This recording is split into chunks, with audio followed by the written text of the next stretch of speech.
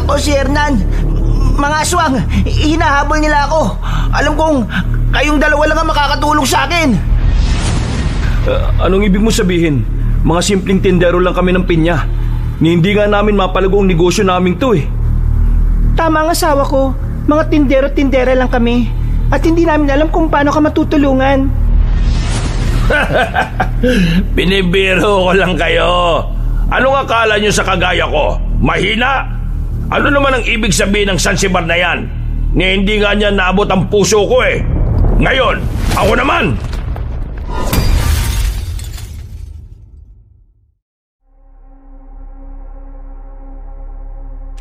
Gusto nang magbagong buhay na mag-asawang Mauro at Agnes, kaya hindi na nila binalikan ang dati nilang nakagawian. Kaya naman nakontento na lang ang mag-asawa sa pagtitinda ng pinya. Ngunit tila ang kapalaran na rin ang nagpapabalik sa kanila sa dati nilang gawain. Magandang araw sa inyo, kabanong. Tawagin niyo na lamang ako sa pangalang Monching. Dahil ulilang lubos na, ang tiyo Mauro at tiya Agnes ko na ang tumayong mga magulang ko. Kinamulatan ko ng pagbebenta ng pinya ang kanilang pangkabuhayan. Hindi sila gaanong nagkukwento patungkol sa buhay nila. Nagulat na lang ako ng isang gabi, may isang lalaking duguan ang lumapit sa amin at humingi ng tulong. Pero bago tayo magsimula mga kabangers at mga kayanggaw, kung maaari lang muna natin pindutin ang subscribe button at huwag natin kalimutan pindutin ang notification bell para lagi tayong nanonotify pag meron tayong mga bagong kwento. Pindutin nyo na rin ang like button at huwag kalimutang mag-comment. Sa ngayon pa lang ay nagpapasalamat na kami dahil napakalaking tulong po nito sa ating channel upang patuloy kaming makapagbigay sa inyo ng magaganda at nakakapangilabot na kwento. At ngayon, sa ating pagpapatuloy.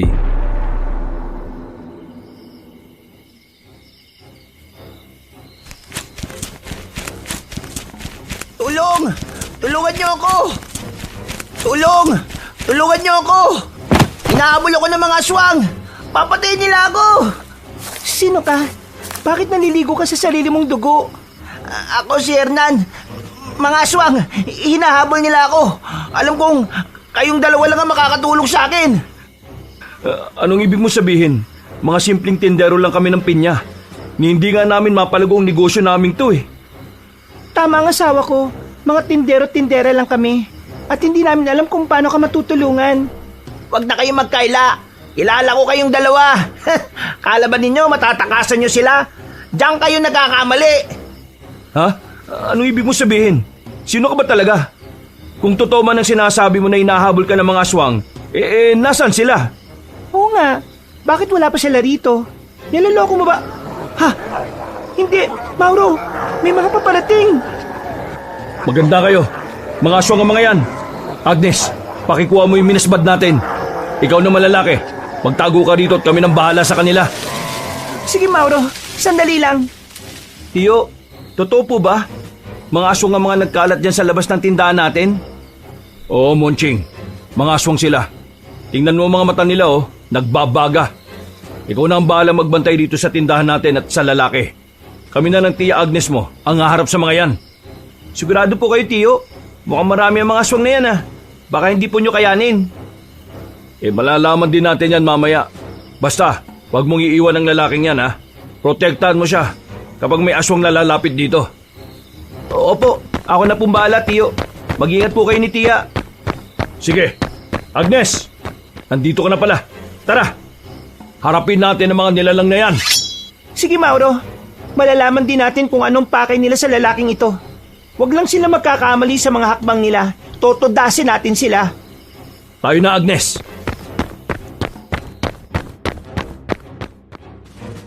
Sinundan ko ng tingin ko ang tiyahin at tiyuhin ko habang nagmamadaling lumabas sa tindahan namin ng pinya. Inalalayan ko naman ang lalaki para makapwesto sa bahagi kung saan hindi siya madaling makita.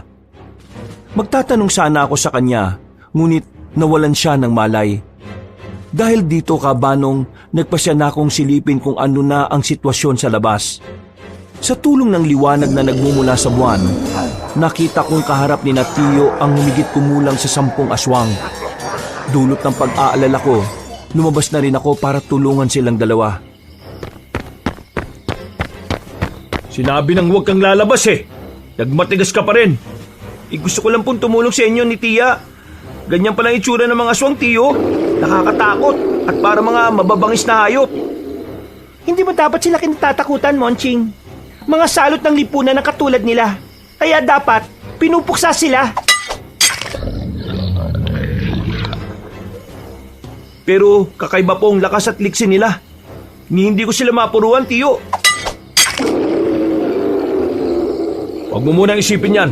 Kapag marami na silang sugat, manghihina rin sila. Huwag kang papayag na mautakan ka nila, ha? Sila ang utakan mo. Paano po? Tagayin mo sila sa likod. Hindi nila magagamot yan. At kung hindi man sila mamatay sa lamang ito, sigurado na sa mga susunod na araw, hindi na sila makakabangon pa. Sige na, ito na muna natin sa kanilang pansin natin. Baka magtagumpay sila sa pagpatay sa lalaking humingi ng tulong sa atin. Hala, tagayin mo ang maabot ng minasbad mo. Sige po, ako na pong bahala, Tiyo. Dahil sinasanay na ako ni Tio sa pakipaglaban mula pagkabata, ginamit ko ang kakayahan kong yun. Wala akong naging pakialam kung saan ko matamaan ng mga aswang na sumusubok na lumapit sa akin. Pinagtatataga ko sila at napangiti ako nang makita ang iilan sa kanila'y umaatras na lang. Kalaunan, isa-isang bumagsak ang mga aswang. Sinusubukan pa ng iba sa kanila na tumayo at lumaban, pero inapakan sila ni Tio at saka tinaga para matuluyan. Hindi mo dapat kaawaan ng mga aswang na ito. Kapag paiiralin mo ang awa, ikaw ang magiging talunan. Ayun po, Tiyo. Mukhang may natitira pang isang aswang. Tatakas pa yata, oh. Ano kaya kung usisain na lang po muna natin yan? Kung anong dahilan kung bakit nila hinahabol yung lalaki? Tama ka, Monching. Kailangan may makuha tayong impormasyon sa aswang na yan. Tara, sumunod kayo sa akin. Aalamin natin kung ano yung pakay nila sa lalaki at kung bakit sila napadpad sa lugar na ito. Sige po, Tiyo. Lapitan na natin siya.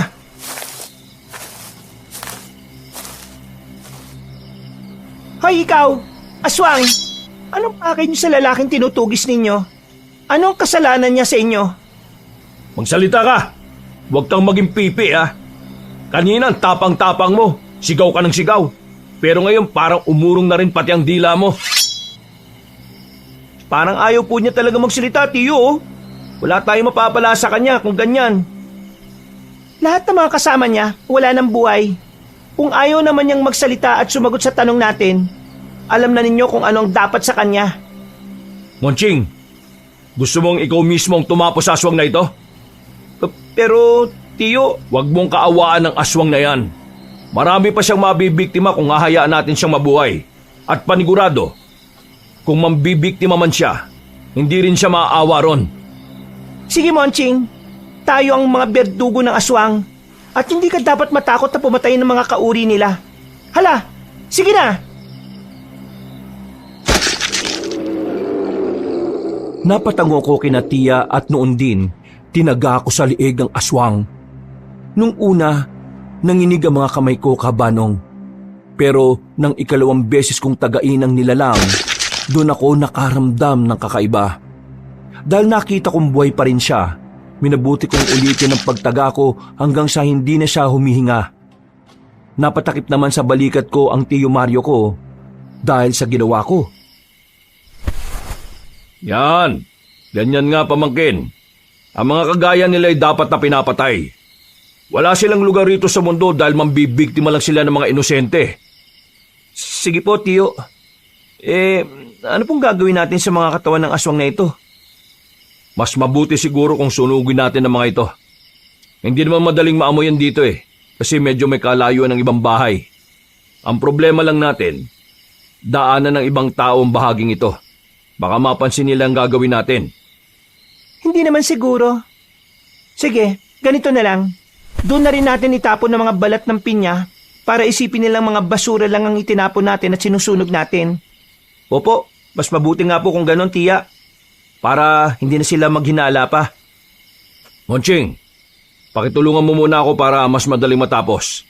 Agnes, balikan mo na muna yung lalaki sa loob ng tindahan.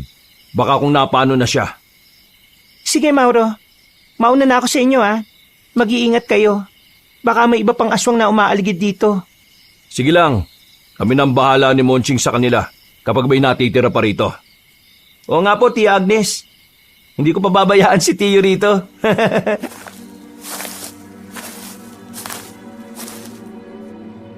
Nang makauwi na si Tia, iniligpit na namin ni Tiyo ang mga bangkay ng aswang.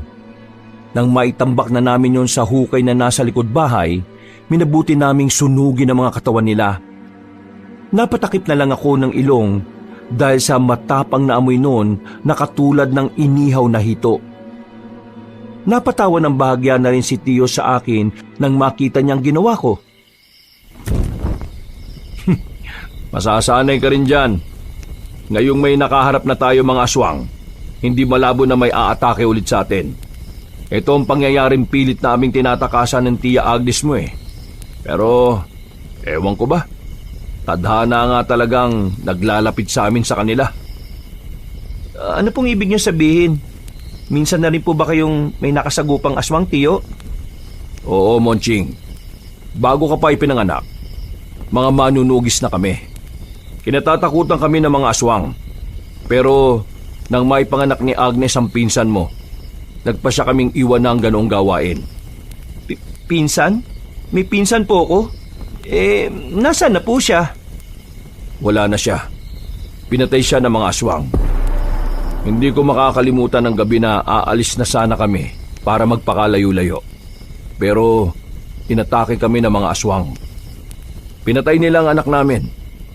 Kaya mula noon, natakot na kami magkaanak. Talaga palang napakawalang hiya nila, no? Siguro po, kung buhay siya, malaki na rin siya, no? Oo, Monching. Mas matanda siya sa iyo ng 5 taon. Sayang nga lang at maaga siyang kinuha sa amin. Nasaan na po ba yung mga aswang na gumawa nun sa pinsan ko? Hindi ko alam eh. Pero may palatandaan ako para malaman kung sila yon. Ano po yun, Tiyo? Sa susunod ko na sasabihin sa iyo, Monching. Sa ngayon, mas mabuting bumalik na tayo sa tindahan. Alamin natin kung ano ba talaga ang nangyari sa lalaking yon. Ay, o nga no. Sige po, Tiyo. Mas mainam pa ngang bumalik na muna tayo ron.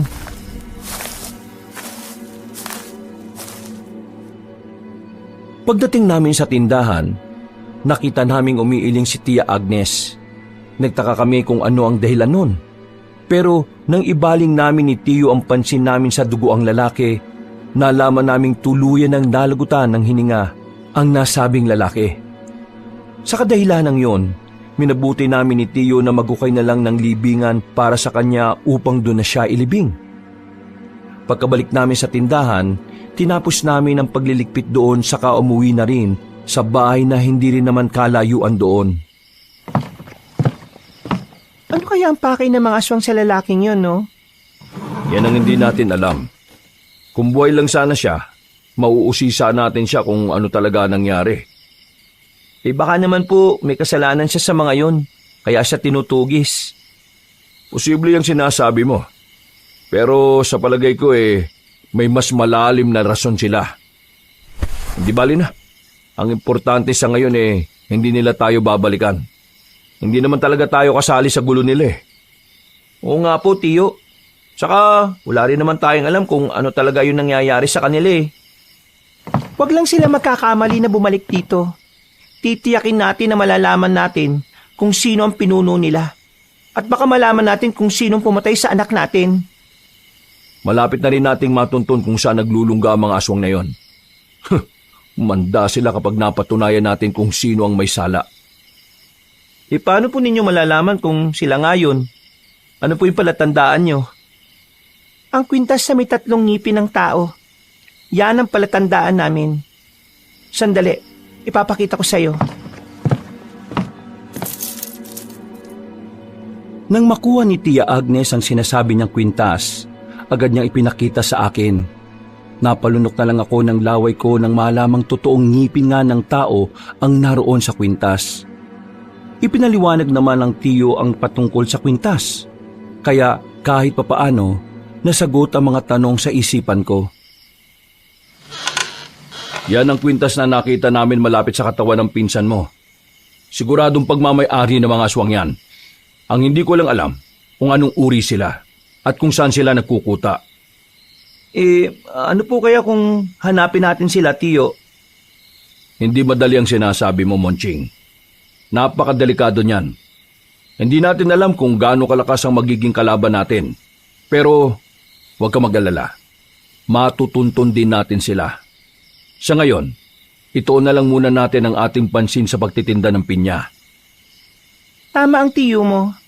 Sila na mismo ang kusang magpapakita sa atin, kagaya ng nangyari ngayon. Pagkakataon lang ang hinihintay natin para malaman kung sino ang pumatay sa pinsan mo at kung saan sila nagkukuta. Oo. Sa ngayon, mas mabuting matulog na muna tayo at magpahinga. Bukas, baka dumating na mga pinya mula sa liblib na baryo. Balita ko kasi, ngayong linggo sila mag-aani. Mabuti naman kung ganon. Halos mauubos na rin kasi yung ititinda natin eh. Paano kasi, marami ang kumukuha at ang ilan sa kanila, ginagawa pang inumin para ibenta sa mga paaralan. Oo nga eh. Mas mainam nga yung ganun. Para naman tuloy ang daloy ng pera natin. Sa panahon ngayon, pera na ang nagpapatakbo sa buhay ng tao eh. O sige na, matulog na tayo. Maga pa tayo bukas. Mamaya na pala. Madaling araw na eh.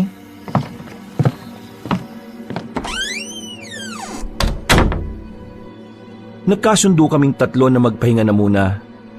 Dumaan naman ang mga araw at naging abala kaming tatlo.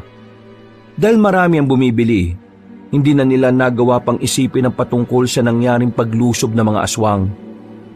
Ang ipinagtataka lang nila, Tiyo, halos lumipas na ang 2 linggo pero hindi pa rin nakakarating ang mga pinyang dadalin sana sa kanilang tindahan. Ano kaya nangyari kina Felipe? Bakit kaya hanggang ngayon wala pa rin ang mga pinya nila? Aba malay ko, baka sa iba na nga nila ibinenta yun eh. Baka may bumili sa kanila na mas mahal nun. Nangako naman po sila sa atin na sa atin ibebenta, di ba? Yan nga rin ang una kong inisip eh. Pero malay natin, negosyante rin ang taong yun eh. Kung saan siya makakatubo ng malaki, dun siya. Alam nyo, hindi maganda ang kutob ko eh. Pakiramdam ko may masamang nangyari sa kanila. Baka nilusob sila ng mga tulisan at kinuha ang mga paninda nila. Liblib ang baryo nila at medyo malapit sa bundok. Hindi malabong mangyari yun. Ano naman kaya kung puntahan natin ang baryo nila para malaman po natin kung ano talaga nangyari? Oo nga no. Pwede natin silang puntahan para alam natin kung ano ang totoong nangyari. Ano naman po ang gagamitin natin sa sakyan papunta ron? Panigurado na mahirap ang daan doon. Mas mabuti siguro kung manghiram muna tayo ng kangga at saka kalabaw sa kanayo natin. Kina Mang Berting. Oo, mas mainam nga yung naisip mo, Agnes. Babayaran na lang natin sila kapag nakauwi na tayo rito. O sige, ako nang pupunta ron para manghiram. Hindi naman sila siguro tatanggi. Sana.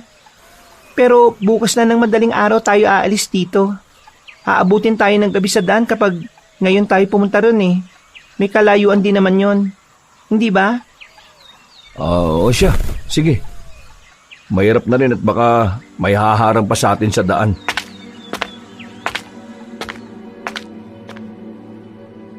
Noon din umalis si Tiyo Mauro.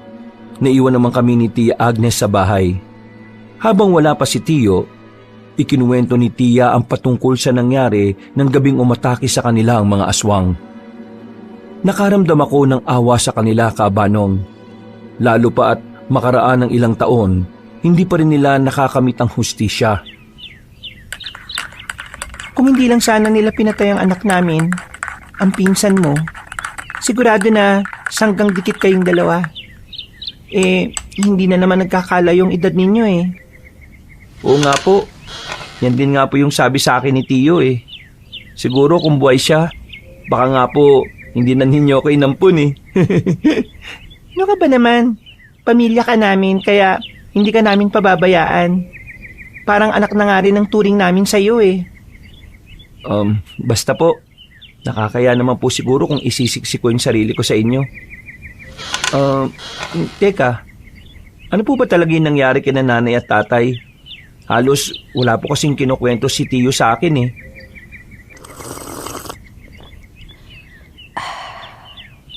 Gusto sana namin itago ito sa'yo. At gusto rin sana namin kalimutan ang nangyari sa kanila. Bakit po, Tia? Kagaya namin, ang mga magulang mo ay mga manunugistin ng mga aswang.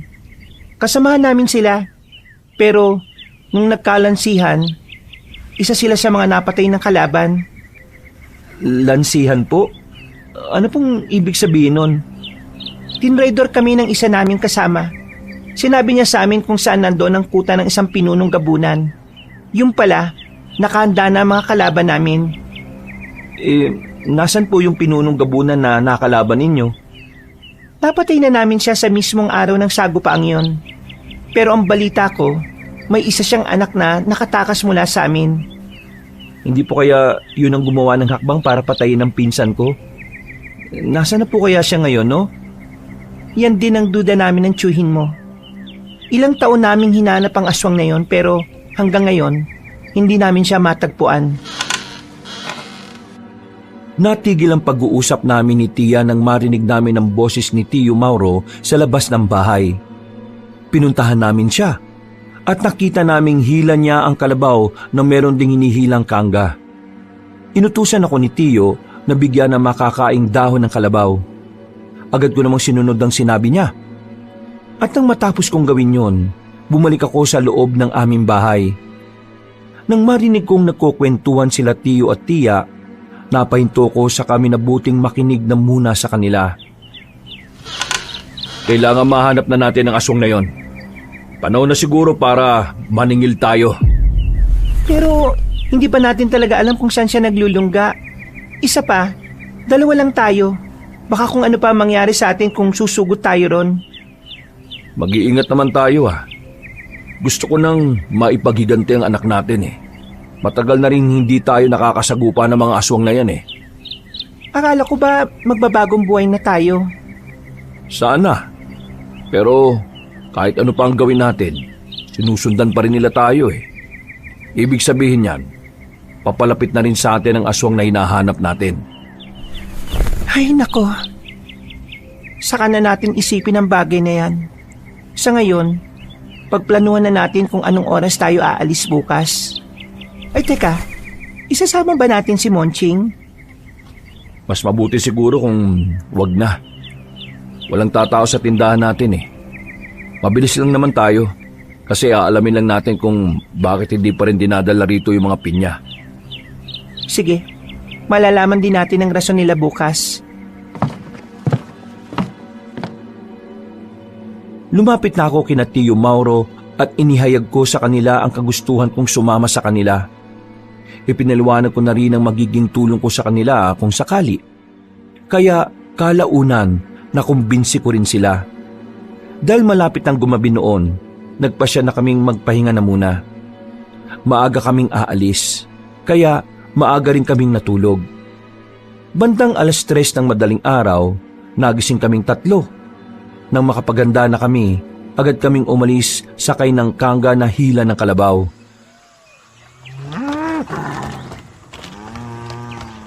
Mauro, natatandaan mo pa ba yung bahay nila? Medyo limot ko na kasi Halos 1 taon na rin tayong hindi nakakapunta ron. Oo, tanda ko pa. Pero kung sakali man na marami nang nagbago ron, magtatanong-tanong na lang tayo sa ibang tao. Mas mainam na yan na nga lang ang gawin natin. Kahit na magtatanong tayo, kailangan natin mag-ingat sa kanila.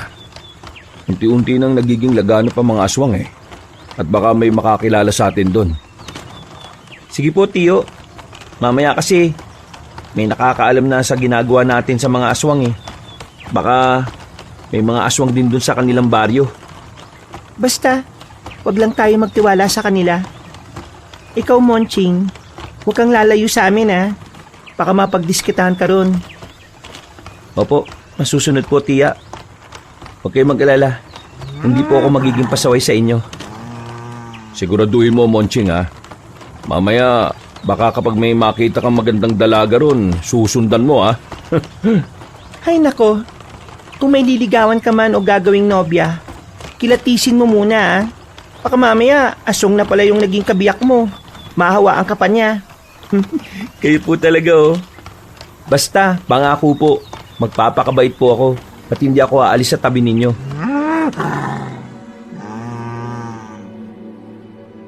Hindi na namin alam kung ilang oras ang naging biyahe namin, Kabanong. Medyo tirik na ang araw na makarating kami sa liblib na baryo. Agad naming hinanap kung saan ang bahay ng suki namin. Pero malaki na ang pinagbago ng kanilang baryo. Dahil doon, nagpasya na kaming maghanap ng pwede naming mapagtanungan. Subalit, nagtaka kami ni Tiyo nang mapansin naming sarado ang lahat ng kabahayan doon. Bakit kaya walang mga tao rito sa baryo? Halos lahat ng bahay dito, sarado. Kung meron mang bukas, wala rin mga tao. Mukhang may hindi magandang nangyayari rito ah. Ano naman kaya ang rason at wala sila rito? Tingnan po ninyo yung nasa isang hagdanan. Meron pong bahid ng dugo. Ayun, may isang bahay pong wasak na at parang pinweras ang gibain. Malakas ang kutob ko na may umataking aswang dito. Baka kung nilusob nila ang baryo at inubos na ang mga tao rito. At kung inubos po nila, sana may mga nagkalat na katawan dito, hindi po ba? Ang inala ko baka lumikas sila. Kung may lumusob man dito, sigurado na natakot na sila. Paano na yan? Wala tayong mapagtatanungan? Hindi iisa-isa na lang natin ang mga bahay rito. Hindi naman siguro tayo aabutan ng dilim Sige po. Baka mahanap din naman natin kaagad yung bahay nila.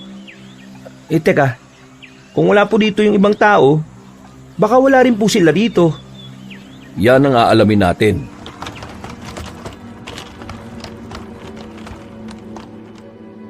Hinanap namin ang bahay ng pinapakyawan namin ng mga pinya.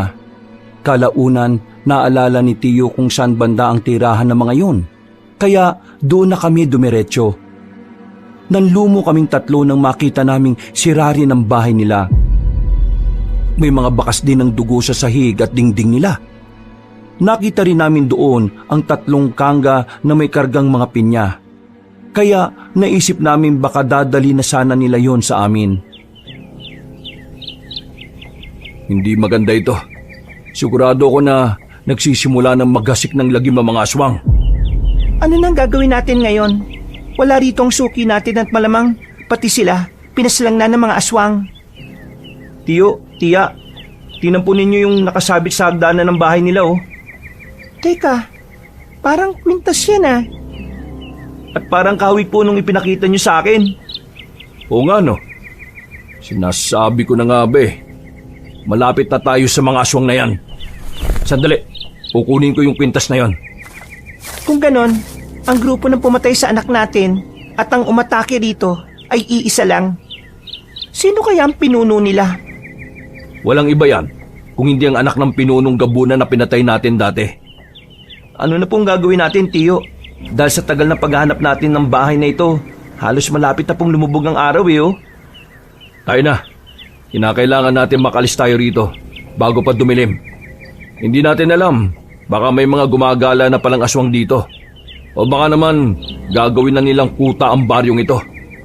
Tara na, bago pa nila tayo makita rito. Sapat nang nalaman natin ang posibleng nangyari at ang koneksyon ng mga aswang na sumugod dito sa mga pumatay sa sanggol natin.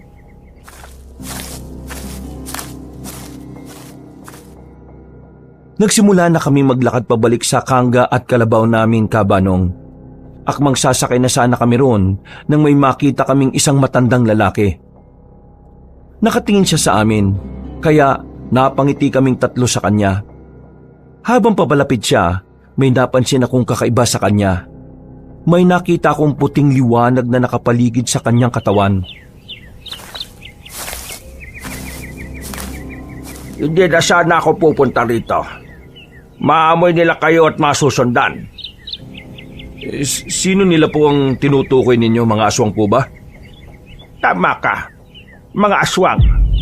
Inatake nila ang buong nayon at pinatay ang mga taong ayaw magpayanggaw sa kanila.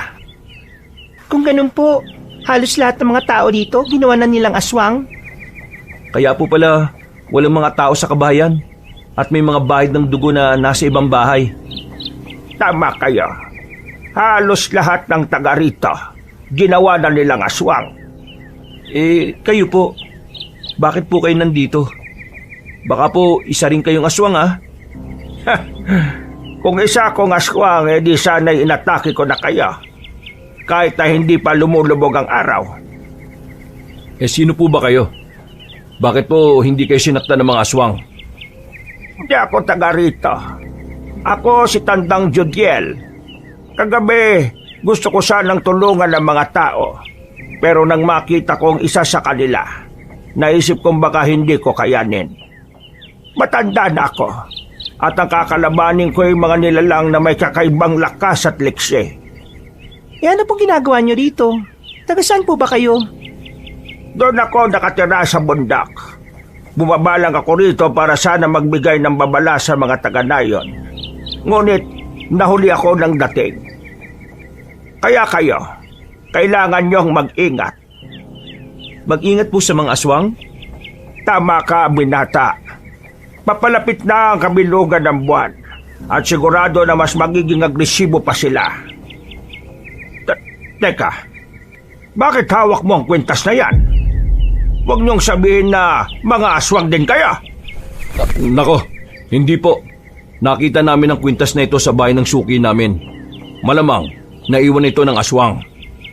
Ang kwintas na yan, pagmamayari yan ng mga angka ng aswang na mababagsik. Teka, patingin nga dyan. Napailing si Tandang Judiel. Ilang beses pa niyang binusisi ang kwintas hanggang sa may ipinakita siyang marka sa amin.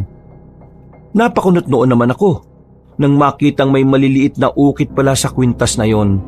Kaya napatanong na ako patungkol doon. Agad namang tumugon sa akin ang matanda at nandilat ang mga mata namin sa aming nalaman. Ang kwintas na ito ay suot ng isang sinaunang aswang. Ibig sabihin, malakas ang tsansa na pagmamayari ito ng isang pinunong aswang o kung hindi man ay isa sa kapamilya niya. Kung ganun posible na pati ang pinuno ng mga aswang ay kasama sa mga umatake rito? Na siya rin pumatay sa anak namin? Pwes, mas madali niya kayong matutuntan. Alam po ba ninyo kung saan sila nagkukuta, Tandang Judiel? Yan ang hindi ako sigurado. Pero sa bandang kanluran ng bundok na makikita ninyo mula rito, may mga kalansay ng tao roon. Malamang malapit lang doon ang kuta nila. Tiyo, ano kaya kung puntahan natin ang bahaging yun ng bundok? Baka naroon nga sila. Mabibigyan na natin ng hustisya ang pagkamatay ni Pinsan. Huwag ngayon, Monching. Malapit na ang kabilugan ng buwan. Mas malakas sila at mas maliksi. Maghintay tayo ng tamang oras para dyan. Sa ngayon, mas maigi kung umuwi na muna tayo. Unti-unti nang dumidilim ang paligid Gagabihin tayo sa daan nito Siya, sige. Mag-iingat kayo. Nakarating na kayo rito at may iwan ang amoy din niya. Mas madali sa kanila ang mahanap kayo. Hindi kami natatakot sa kanila. Sila pa nga po ang dapat na matakot sa amin Alam ko kung ano kayo. At alam ko rin kung ano ang mga ginawa ninyo. Matagal ko na kayong nakikita. Pero ngayon lang ako nagkaroon ng pagkakataon na lapitan kayo. Teka, paano po ba ninyo nalaman ang patungkol sa amin? Sino po ba kayo talaga? Hindi na importante ang bagay na yan. Sa ngayon, gusto kong malaman ninyo na hindi lang karaniwang aswang ang kalaban ninyo.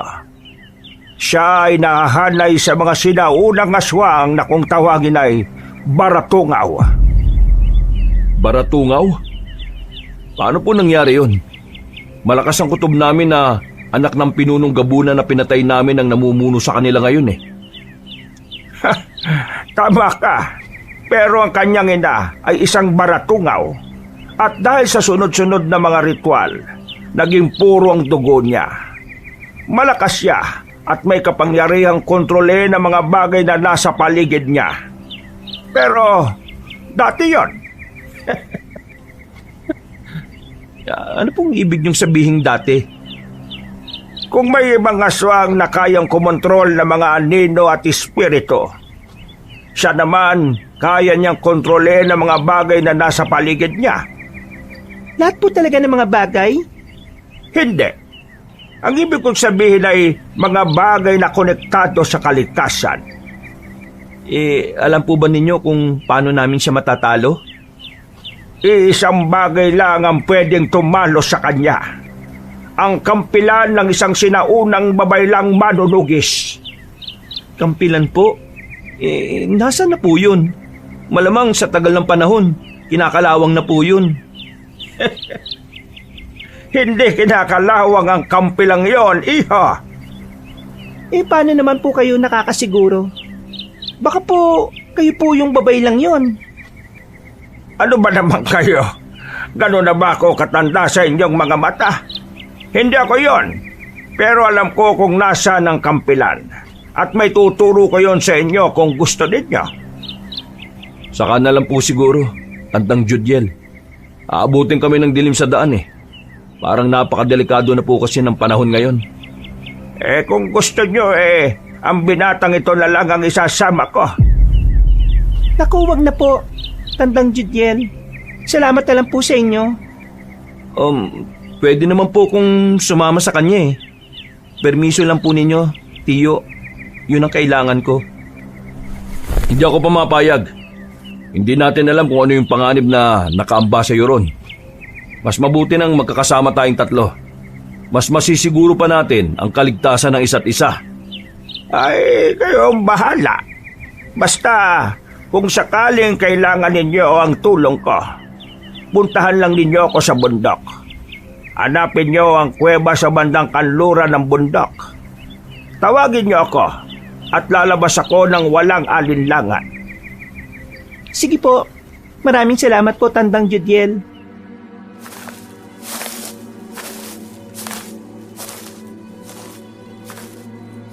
Matapos ng mahaba naming pag-uusap kasama ang misteryosong matanda, nagpasya na kaming sumakay sa kangga at nagsimulang bumiyahe pabalik sa aming baryo.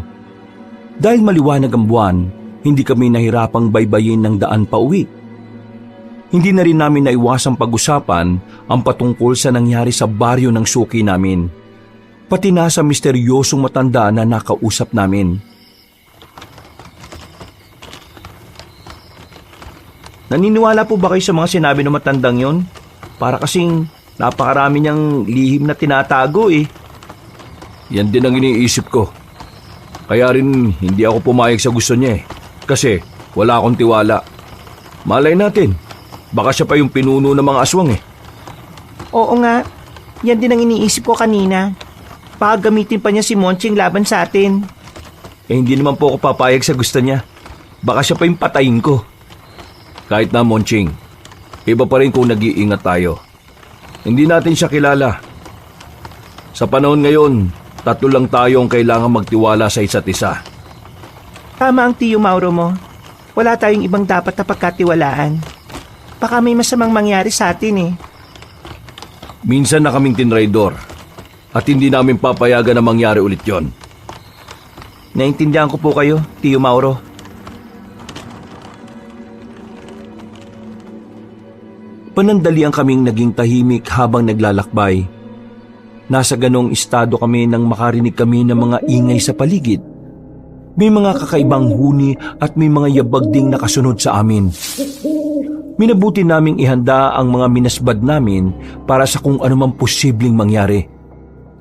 Nagpatuloy kami sa pagbabiyahe, pero natigilan kami nang may makita kaming mga mabalahibong tao na nakaharang sa daraanan namin. Nakatayo lang sila at nakatitig sa aming tatlo habang nakaambang umatake.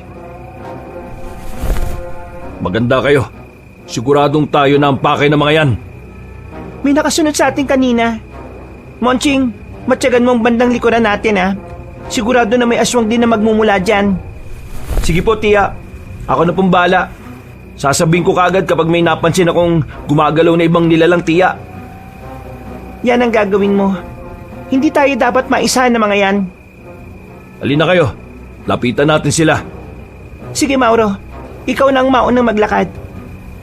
Maging alerto lang tayo ha. Para kung susugod man sila sa atin, magagawa natin silang labanan. Sige po, Tiyo. Ako na lang ang bahala kapag may sumugod sa likuran natin.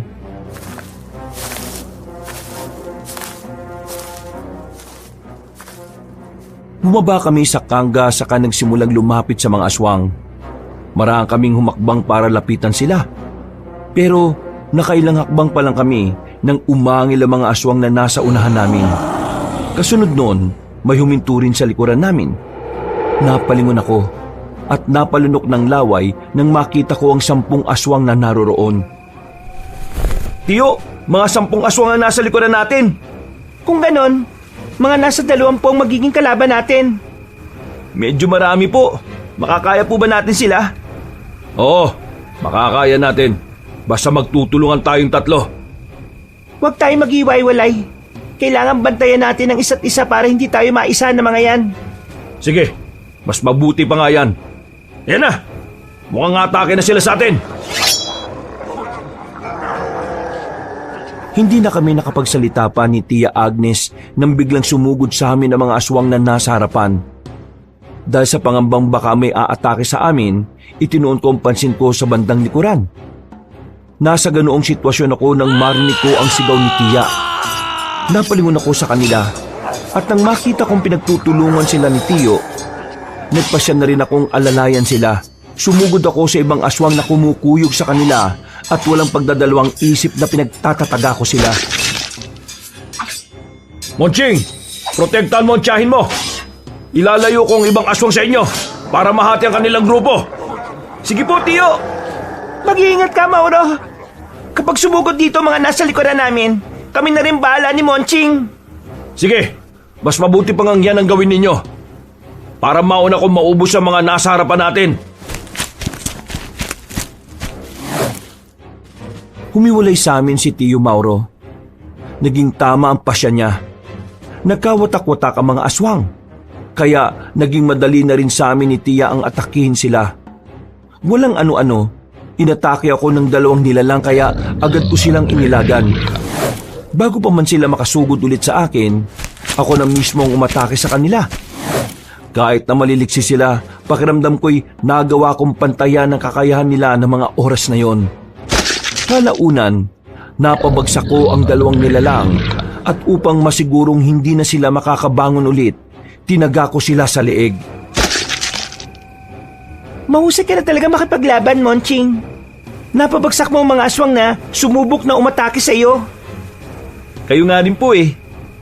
Teka, si Tiyo. Hala, wala na siya rito. Baka po tinangin na siya ng mga aswang na nasa likuran natin ah. Ayun! Kinakalagkan nga siya. Tulungan mo ako. Kailangan natin siya iligtas. Patakbo kaming lumapit sa mga aswang. Naisip kong baka kinuyog siya ng mga aswang kasama na ang mga nakapwesto sa bahaging dinaraanan namin. Pagkalapit namin sa kanila, napaangil sila at inabahan kaming susugurin. Napasigaw naman si Tia para balaan ng mga nilalang. Napangisin naman ang mga yon at buong lakas na itinulak si Tiyo Mauro. Maswerte lang kayo dahil biniglaan niyo ako. Kung hindi, baka kung naubos ko pa kayo. Bibigyan namin kayo ng pagkakataong mamili. Aalis na kayo rito o dito na kayo mamamatay? Tiyo, ayos ka lang po ba? Oo, nagkataon lang na kinuyog nila ako eh. Nakampante kasi ako na nakabantay kayo sa ibang aswang. Nagulat na nga lang kami nang marinig namin ang sigaw nyo eh. Hindi pala kami ang punterian nila. Kayo po pala. Natigilan lang ang pag-uusap namin nang sumugod sa amin ang mga nilalang. Dahil katabi ni Tia si Tiyo Mauro, ako na ang mismong sumalubong sa kanila. Pagkalapit sa akin ng 3 aswang, walang takot ko silang nilabanan. Ilang beses din nila akong nakalmot, pero hindi ko ininda ang kirot na nararamdaman ko. Ipinagpatuloy ko ang pakikipaglaban sa kanila.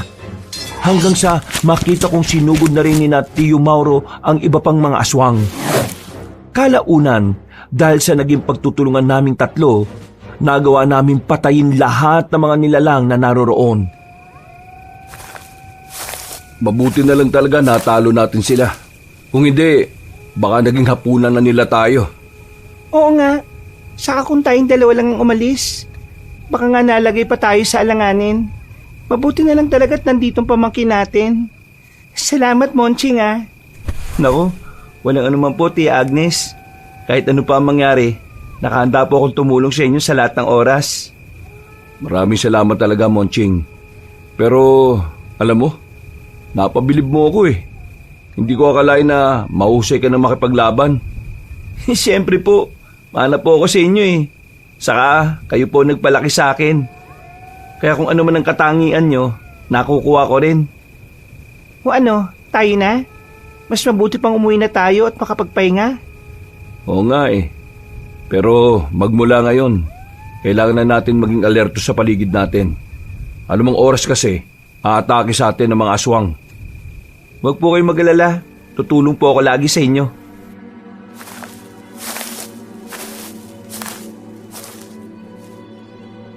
Nagpatuloy ang aming paglalakbay hanggang sa makauwi na kami sa bahay. Hanggang sa mga sandaling yon, detalyado pa rin sa isipan ko ang nangyari. Dulot na matinding pagod namin at dahil malapit na ring magmadaling araw noon, nagpasya na muna kaming magpahinga. Kinabukasan, naging laman ng usapan namin ang patungkol sa naging karanasan namin. Nabahala kaming tatlo dahil sa naging babala ni Tandang Judiel sa amin. Anumang oras, merong susugod na sa atin dito na aswang. Ang ipinagdarasal ko lang talaga, sana walang madami sa kanayo natin. O nga po, Tiyo. Total naman, sa atin ang gulong ito at wala silang kinalaman. Huwag niyong isipin yan. Mga aswang sila eh. Mga tuso at walang kinakaawaan. Mas maigi nang maging handa tayo. Hindi lang para sa ating mga sarili, kundi pati na rin sa mga kanayo natin. Sa bagay, meron ka naman punto doon, Agnes. Pero mas mabuti siguro kung wag na nating sabihin sa kanila ang patungkol sa mga aswang. Mas mababahala lang sila at sigurado na matatakot. Kawawa rin naman po ang mga bata. Sila ang pinaka-apektado kung mangyari man ang bagay na yan. Ganito na lang. Rumonda tayo tuwing gabi para makasiguro tayong walang aswang na umaaligid sa baryo natin. Yun, maganda pong naisip nyo, Tia. Sa ganyang paraan po, masisiguro natin ang kaligtasan ng mga tao dito sa atin. Simula mamayang gabi, magronda tayo. Teka, sandali lang, Monching. Meron akong ibibigay sa'yo. Ano po ba yun, Tiyo? Sa halip na sumagot, nagmamadali siyang pumasok sa kanilang silid. Sinundan ko na lang siya ng tingin at nang makabalik siya, may dala siyang maliit na bato na parang mga buto ng kung anong halaman. May hawak din siyang maliit na patalim. Napakunot-noo ako at agad na nag-usisa patungkol doon. Napangiti lang si Tia Agnes sa akin habang nakatingin sa naging reaksyon ko. Ito ang tinatawag na mutyan ng ulikbangon. Ibabaon ko ito sa balat mo. Ano ka ba naman? Natakot mo pa eh. Para saan po ba yan, Tiyo? Ang mutyan ng ulikbangon ay magbibigay sa iyo ng karagdagang lakas at ligsi sa katawan. Kapag may nakabaong ganito sa katawan mo, asahan mong hindi ka basta-basta mamamatay. Totoo po? Paano naman po ninyo nasabi? Napatunayan na po ba ninyo yan, Tiyo? Ay nako, maraming beses na, Monching. Ilang beses nang nalagay sa panganib ang buhay namin pero nakaligtas pa rin kami. Minsan nga, nag-aagaw buhay ako. Nilagyan lang nila ng tubig ang bulak, saka ipinatak sa bibig ko. Aba, napabangon ako kagad at nawala pati yung mga sugat ko sa katawan eh. Aba, nakakamangha naman po, Tiyo Mauro. Talaga? Marami pang bagay dito sa mundo na hindi hayag sa lahat ng tao at hindi lahat ay kailangang ilantad sa kapwa-tao. Kung ibabaon po ninyo sa balat ko yan, sige po, payag po ako. Wala akong pakialam kung masakit man o hindi. Gusto ko rin po niyan. Sige, halika. Maupo tayo ron malapit sa bintana. Ibabaw natin itong ulik-bangon sa balat mo. Sige po, tiyo.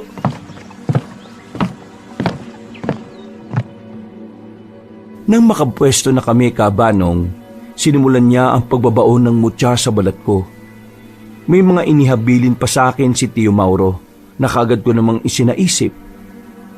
Pagkatapos namin gawin ang bagay na yon, nagulat kaming tatlo dahil sa mga pagkatok sa pinto ng bahay namin. Inakala ni na Tio na bibili yun ng pinya, kaya inutusan nila akong pagbuksan yon. Nagulat ako nang may isang batang sugatan ang bumagsak sa tapat ng pintuan. Dahil nawalan ng malay ang bata, pinagtulungan namin siyang ipasok sa loob ng bahay at pahigain sa mahabang upuan na gawa sa kawayan. Sino kaya ang batang ito? Ano nangyari sa kanya? Hindi ko alam pero malakas ang kutob ko na biktima siya ng kung anumang uri ng pang-aabuso. May mga sugat oh.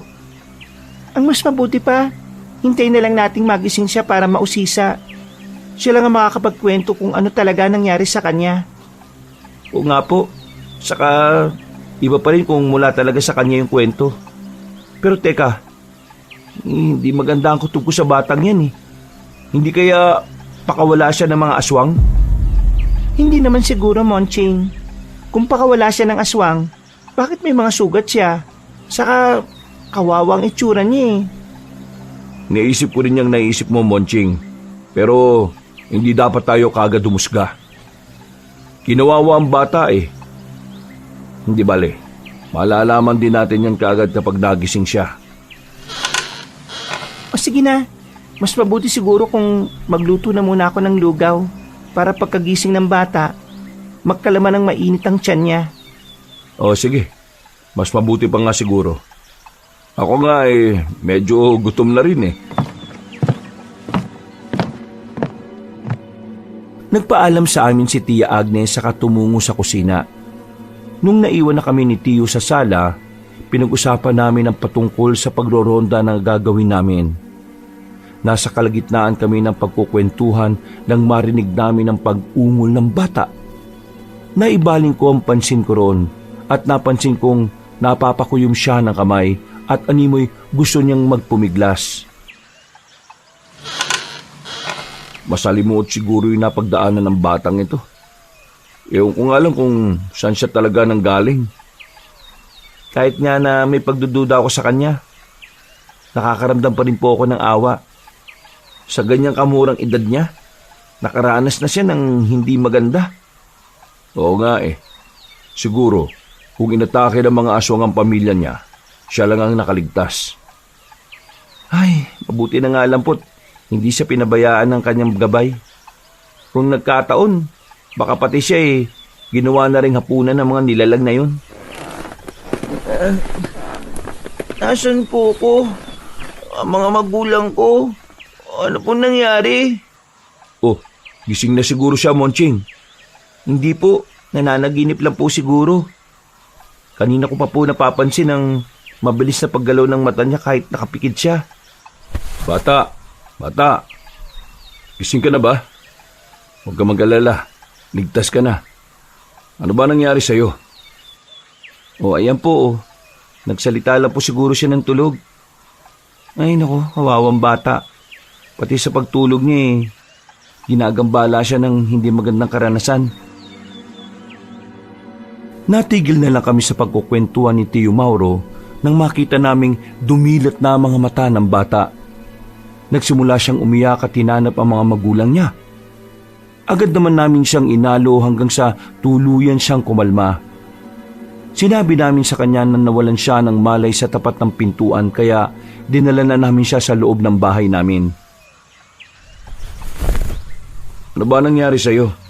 Bakit sugutan ka nang dumating ka dito? Nakita ko din na pagod ka May mga humahabol ba sa'yo? Ang mga aswang po. Sila ang umahabol sa akin. Pinatay nila ang buong pamilya ko. At ako na lang po natira. Sinasabi ko na nga mabuti na lang at dito ka dinala ng iyong mga paa. Huwag ka mag-alala. Ligtas ka rito, bata. Ano nga pala ang pangalan mo, ha? Ako po si Aladdin. Kayo po. Teka, may alam po kayo sa mga aswang? Ako naman si Monching. Siya ang Tiyo Mauro ko. At ang tiyahin ko naman ay si Tia Agnes. Oh, Agnes. Nandito ka na pala. Luto na ba yung lugaw mo? Oo naman. Sandali lang at kukuha ko sa kadadalhin dito. Kailangan mapunan ng mainit na pagkain ng tiyan ng bata eh. O sige, mabuti pa nga. Maraming salamat po ha. Siguro kung hindi ako nakarating dito baka pinatay na ako ng mga aswang. Bakit ba pinatay ng mga aswang ang pamilya mo? Dahil po sa kampilan ni Mamay Soping. Gusto po nila makuha yun sa amin eh. Kampilan? Bakit? Gaano ba kahalaga yung kampilan na yun para tugisin nila kayo? Teka. May nabanggit sa atin si Tandang Judiel patungkol sa kampilan ha. Baka yan na yung hinahanap natin. Alam po niyo yung patungkol sa kampilan? Hindi, baka mga aswang din po kayo ha. Baka kung ano po yung gawin niyo sa akin. Aalis na, oo. Kumalma ka lang. Hindi kami mga aswang, no? Kung hindi po kayo mga aswang, ano po kayo? Bakit po kayo may alam tungkol sa kampilan na hawak na iniingatan ni Lolo Judiel? Lolo mo yung matandang ermitanyo na yon? Opo, pero matagal ko na siyang hindi nakikita eh. At ang kampilan po na iniingatan niya ang gusto makuha ng mga aswang. Kung ganun, totoo ang sinasabi niyang kampilan ng sinaunang babaylang manunugis. Opo, ang may-ari nun ay ang ninuno namin si Mamay Suping. Teka po, saan po ba si Lolo? Kailangan ko masabi sa kanya ang nangyaring pagsugod sa amin ng mga aswang eh. Napatitig ako kay Tiyo Mauro. Napansin ko ang kakaibang ekspresyon ni Aladdin. Kaya hindi na ako nakasagot sa kanya. Maging ang tiyuhin ko, hindi na rin tumugon sa kanya. Nabasag na lang ang katahimikan sa aming tatlo nang dumating si Tia Agnes. Minabuti na muna namin kumain. Nagpakilala kaming tatlo sa kanya. Nagsimula na rin magkwento si Aladdin patungkol sa naging buhay nila hanggang sa sinalakay sila ng mga aswang. Nagkwento rin siya patungkol sa Lolo Judiel niya. At kahit papano, may nalaman kami patungkol sa matanda. Magmula ngayon, dito ka natitira. Ligtas ka dito at hindi kami papayag na may masamang mangyari sa'yo. Kung sakali man na may sumugod na aswang dito, o protektahan ka namin. Salamat po. Siguro dito ako dinala ng mga pako dahil alam ng Diyos na magiging ligtas ako sa inyo. O sige na, pagkatapos mong kumain, gagamutin natin ang mga sugat mo. May mga maliit na damit pa naman dyan si Monching. Ikaw na muna ang gumamit nun. May konting ipon na rin naman po ako ron. Hayaan mo, Aladdin, kapag may oras, mamili tayo sa bayan ng mga bagong damit mo. Talaga po, Kuya Monching? Oo, kaya magpalakas ka ha at magpagaling. Sige po. Basta maging mabait ka lang dito ha. Huwag kang lalayo sa bayat sa tindahan. Baka may mga aswang na makakita sa'yo at kung ano pang gawin nila. Teka po, bakit po ba marami kayong alam sa mga aswang na yan? Ano po ba kayo? Hindi ba na kailangan pang malaman pa? Siguro sa susunod, kapag nasaksihan mo na kung ano ang pwede namin gawin sa kanila. Nang matapos kami sa pagkain, minabuti namin na magpahinga na muna si Aladdin. Kaming tatlo naman, pumunta sa tindahan para magsimulang magtinda ng pinya. Naging ganun ang takbo ng aming buhay magmula noon. Minsan, tumutulong na rin si Aladdin sa amin. Kaya hindi na kami ganun kaabala sa trabaho. Makalipas ang ilang linggo, may napansin kami kay Aladdin. Madalas siyang binabangungot tuwing gabi. Naisip namin na baka dahil lang yun sa karanasan niya. Kaya kapag alam namin na sobrang takot niya sa nagiging panaginip niya, ginigising namin siya kaagad. Isang gabi, nagising kami sa ingay sa paligid namin. Mainit ang pakiramdam ko ah. Malamang may mga kalaban sa paligid. Mga aswang ang mga yan. May mga naririnig rin akong ingay ng ibong tiktik. Ano pong gagawin natin, Tiyo? Tiya? Teka, si Aladdin pala. Baka kung ano ang... Ha? Wala siya rito. Nakabukas din ang bintana. Malamang tinukot siya ng mga aswang. Monching, halika. Baka kung ano pang gawin nila sa bata. Sige po, mukhang nandito pa rin naman sila sa paligid eh. Sigurado maabutan pa natin sila kung sakali. Sasama ako sa inyo. Hindi pwedeng kayo lang ang haharap sa mga aswang na yan. Kung ganon, tayo na. Maging alerto lang kayo. At baka maisahan nila tayo. Monching, kung sakaling nagsisimula ng laban at kung makita mo si Aladdin, ikaw na bahalang sumagip sa kanya. Sige po, Tia Agnes. Kung makahanap ako ng pagkakataon at kung makikita ko si Aladdin, lalapitan ko kagad siya para iligtas. Bumaba kaming tatlo sa bahay at saktong lalabas na sana kami, narinig namin ang sigaw ni Aladdin na humihingi ng tulong. Sinipat ko ang paligid hanggang sa may makita akong dalawang mapupulang mga mata sa hindi kalayuan. Sa tulong ng malamlam na liwanag na mula sa sinag ng buwan, naaninag ko ang figura ng isang maitim na nilalang na merong katabing bata. Tiyo, nakita ko na kung saan banda si Aladdin. Hawak siya ng isang aswang. Sige na, puntaan mo sila at iligtas mo yung bata. Kami na ng tiyahin mo ang bahala sa ibang aswang na umaaligid dito. Sige na, Monching. Bago pa sumugod ang mga demonyong ito sa mga taga-nayon, kailangan masok po na natin sila. Sige. Hindi rin natin kasi alam kung si Aladdin ba talaga yung pakay nila eh. Nang makita ko ang ilang aswang na papasugot sa aming tatlo, nagpasya na akong puntahan muna si Aladdin. Napailing na lang ako nang marinig ko ang mga pag-angil at mga sigaw ni Tiyo. Nasa kalagitnaan na ako ng pagtakbo papunta sa bata nang makita kong gumalaw sila. Nabahala ako, kaya mas binilisan ko ang paggalaw ko. Namangha pa ako sa aking sarili nang mapansin kong naging mabilis ang pagtakbo ko at hindi rin ako nakaramdam ng pagkahapo. Pakawalan po ninyo ako. Ano po bang kailangan nyo sa akin, ha? Ang kampilan ng ninuno nyo, nasan? Ituro mo sa akin kung nasan. Hindi ko po alam kung anong tinutukoy nyo eh.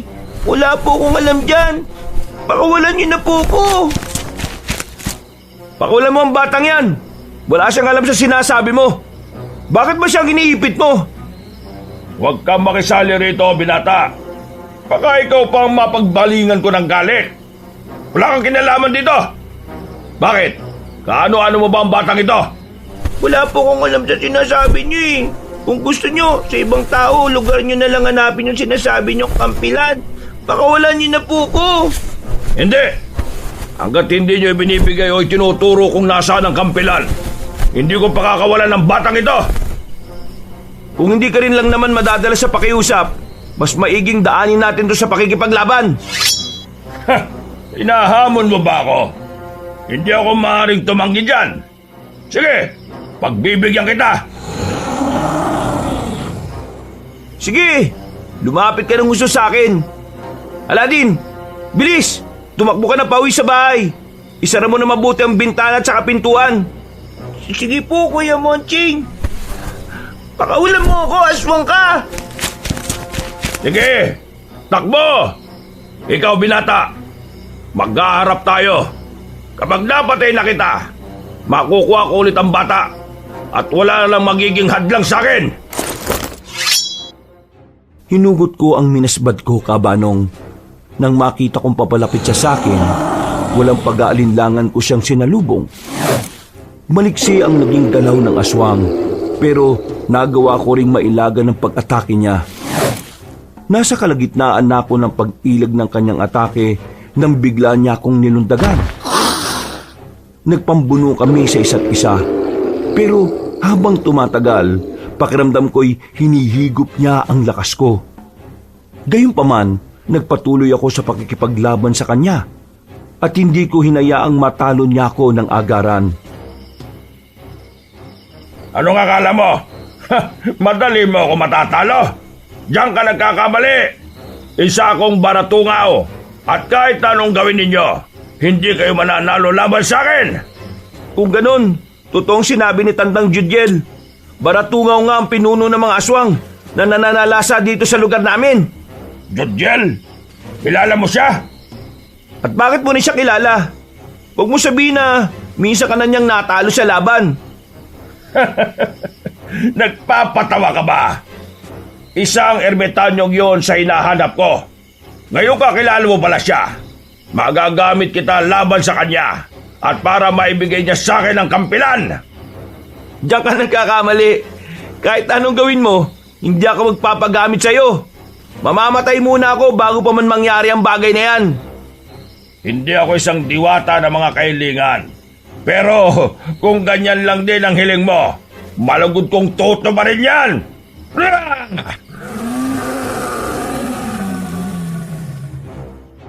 Pagkatapos niyang umangil, mas naging agresibo pa siya. Pinagkakalmot niya ako sa bawat bahagi ng katawan kong madadampian ng kuko niya. Napangiwi na lang ako sa kirot na nararamdaman ko. Pero hindi ako sumuko, Kabanong. Dahil nabitiwan ko ang minasbad ko, sinubukan kong kapain yon. Ngunit hindi ko na yon mahagilap. Ilang beses ko pa siyang tinulak para makalis ako sa ganoong posisyon. At dulot ng aking ginawa, nagawa kong punitin ang damit niya. Ang kwintas na yan. Yan din na ipinakita sa akin ni Tio Mauro. Huwag mong sabihin na ikaw ang pumatay sa anak nila ni Tia. Sinong Mauro? Yung manunugis? Gumanti lang ako sa kanila dahil sa ginawa nila sa ama ko. Ngayon, kapag napatay kita, magiging lamang na ako. Mapatay mo man ako, pero alam kong papatayin ka din nila, Tio. Ikaw na mismo nagukay ng sarili mong libingan dahil sa pagpunta mo rito. Napaangil siya. Sa hindi ko inaasahan, sinakal niya ako saka napatayo siya. Napalingon ako kina Tiyo at nang makita kong nakatitig sila sa aking direksyon, napasigaw ako para humingi ng tulong sa kanila. Patakbo naman lumapit sina Tiyo at Tia sa amin. Bago pa man sila tuluyang makalapit, ibinalibag ako ng aswang at tumama ang katawan ko sa malaking puno. Naaninag ko ang minasbad ko, kaya kahit masakit ang likod ko, sinikap kong makatayo para makuha yon. Nang makita kong sinugod ni na Tio Mauro ang aswang, sinikap ko ang makatayo para makalapit sa kanila. Anong pakay mo sa bata? Bakit gusto niyo siyang kunin? Ang kampilan. Ibigay niyo sa akin ang bagay na yon. Kung ayaw niyong madamay pati ang buong baryong ito. Anong kampilan ang sinasabi mo? Kung alam namin ang patungkol dyan, at kung nasa amin sana ang patalim na tinutukoy mo, di sana, hawak namin yan. Tama ang asawa ko. Kung ako sa'yo, mas mabuti pang Tiyo. Tingnan po ninyo ang kwintas niya. Katulad yan ang nakita ninyo. Yan din po yung nakita natin nang pumunta tayo sa suki natin, hindi po ba? Yan nga. Walang yakang aswang ka. Ikaw ang pumatay sa anak namin. Magbabayad ka! Pinagtulungan ni na Tia na atakin ang aswang. Dahil masyado pang masakit ang katawan ko, nanood na lang muna ako sa kanila. Hindi rin ako nakaramdam ng kaba para sa kanila. Dahil nakita kong nagagawa nilang sabayan ng liksi ng nilalang. Nasa kalagitnaan sila ng pakikipaglaban nang marinig ko ang pagsigaw ni Aladdin. Nabahala ako, kaya kahit masakit pa ang katawan ko, sinikap kong makatakbo papunta sa aming bahay. Iniwan ko si Tio na patuloy pa rin sa pakikipaglaban sa pinuno ng aswang. Pagkalapit ko sa bahay, nakita kong kinakaladkad ng dalawang aswang si Aladdin. Kuya, papatayin ako ng mga aswang na ito. Pinipilit nila akong ibigay ko yung kampilan eh. Pakulan niyo ang batang yan. Wala sa kanyang kampilan. Ako nagtago nun. At kung gusto niyo makakuha sa akin yon, harapin na muna ninyo ako. Kuya Monching, ano po yung pinagsasabi nyo? Huwag ka mag-alala. Ako ang bahala. Makakaya ko sila. Oh, narinig nyo si Kuya Monching. Pakawalan na ninyo ako at ituturo niya kung nasan niya itinago yung kampilan. Pakawalan muna ninyo siya! Bilisan nyo!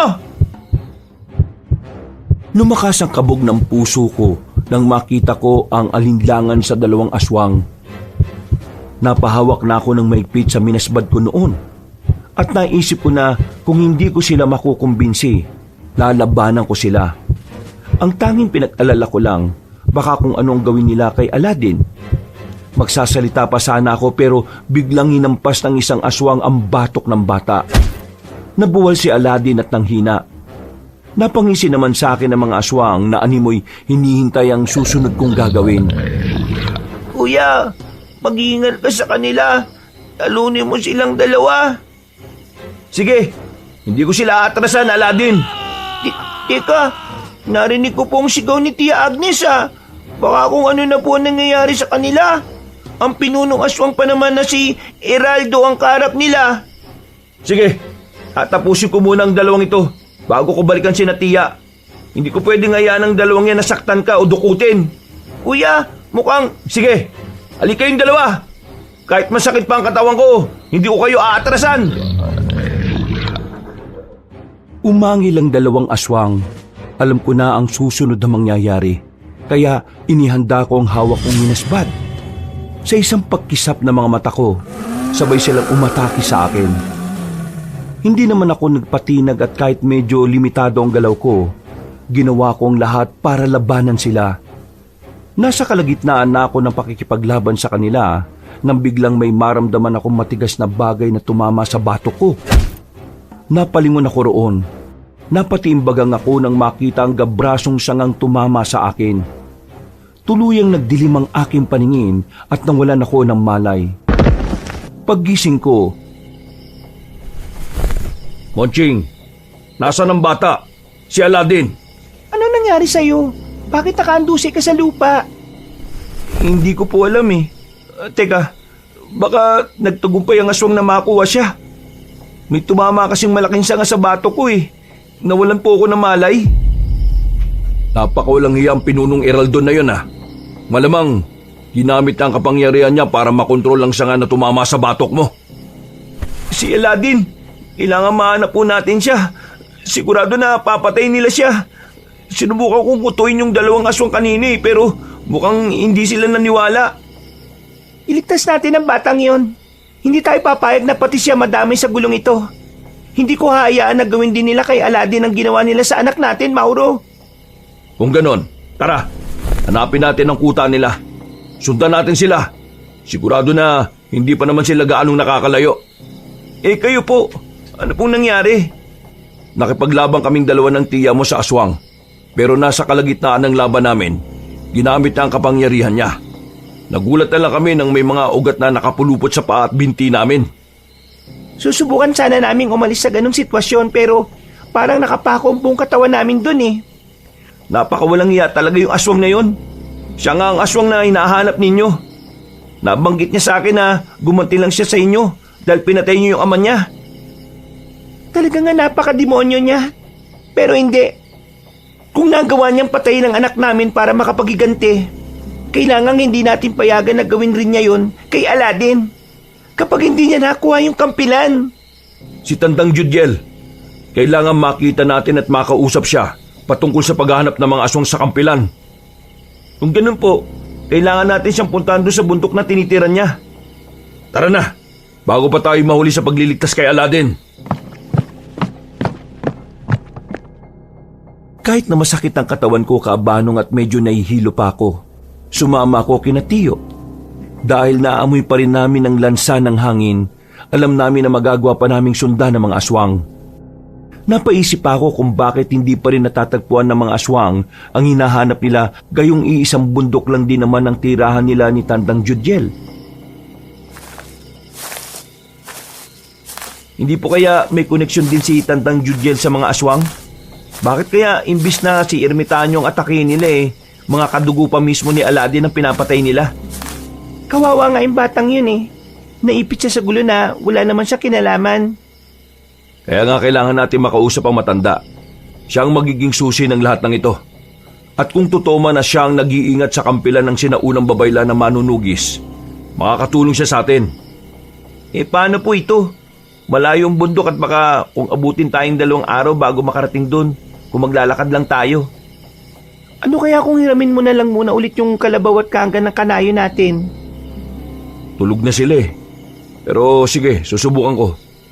Kukunin ko na muna ron at nang may magamit tayo. Ipagbibigay alam ko na lang sa kanya kung sakaling makauwi na tayo. Sige po, para kahit pa paano mas mabilis ang paglalakbay natin papunta ron. Baka kasi hindi na natin maabutang buhay si Aladdin Umalis si Tio Mauro para kunin ang kalabaw at kangga ng aming kanayon. Naghintay naman kami ni Tia at na makabalik na ang tiyuhin ko, nagpasya na kaming umalis at pumunta sa bundok. Habang naglalakbay, nakiramdam kami sa paligid. Sa kabutihang palad naman, wala kaming napansing mga nilalang na nakasunod o nakaantabay sa aming tatlo.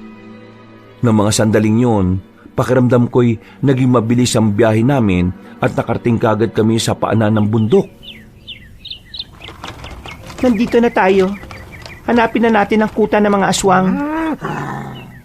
Teka, mas mabuti po siguro kung unahin na muna natin hanapin si Tandang Judiel. Siya lang ang makakasagot sa mga katanungan natin Mamaya, baka magkamali pa tayo ng mga desisyon natin. Kung nasa bandang kanluran ng kuta ng mga aswang, malamang nasa kabilang direksyon yon ang tirahan ng matandang yon. Halika kayo, doon tayo pumunta. Iiwan na lang ba natin ang kangga rito? Baka kung ano pong gawin ng mga aswang kapag nakita nila yung kalabaw. Iwan natin yan, pero itago na lang muna natin. Kapag dala natin yan mas madali nila tayo mapapansin. O sige, pero pananagutan natin yan sa kanayo natin kapag nawala Siguraduhin mo lang, Mauro, na hindi madaling makita ng mga aswang yan. Sige po, balikan na lang po natin yan mamaya. Hanapin na lang po natin si Tandang Judiel.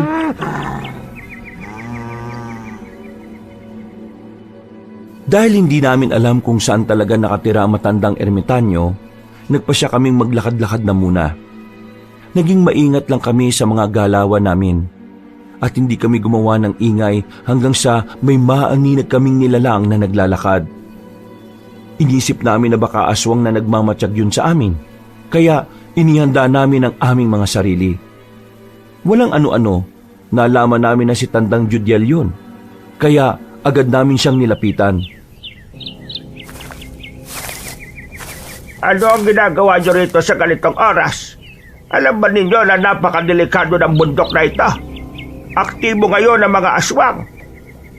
Nandito po kami para ipagbigay alam sa inyong nangyari sa kadugo ninyo. Binatay silang lahat ni Pinunong Eraldo at dinukot niya si Aladdin. Ano? Pinakialaman ng Pinunong Eraldo ang pamilya ka? Napakaulang hiya talaga ng aswang na yan. Kung nung una pa lang, pinatay ko na sana siya. Wala sanang magiging problema ngayon. Hinahanap nga po nila ang kampilan na nabanggit nyo sa amin. Ewan nga lang po kung ano ang gagawin nila ron. Bakit po parang kilala ka nila? May koneksyon po ba kayo sa mga aswang na yon? Ha? Wala. Ano naman ang magiging connection ko sa kanila? Kayo lang po makakasagot niyan, Tandang Judiel. Pero saka na natin pag-usapan ang bagay na yan. Iligtas na muna natin si Aladdin. Oo nga po, kawawa ang batang yun kung sakali. Napakawalang hiya talaga ng mga aswang na yon. Ang akala nila makukuha pa nila sa akin ang kampilan ni Mamay Suping. Ano pong ibig niyo sabihin, Tandang Judiel? Halika kayo. Sumama na muna kayo sa akin. Alam ko na darating ang araw na hahanapin ninyo ako. Saan po ba tayo pupunta? Sa kuweba ko. Nandoon ang hinahanap nila. Ang kampilan ng ninuno naming babaylan. Pero hindi na yon isang kampilan. Bakit po, tatay? Basta, tara na. Bago pa ba may makakitang aswang sa atin dito?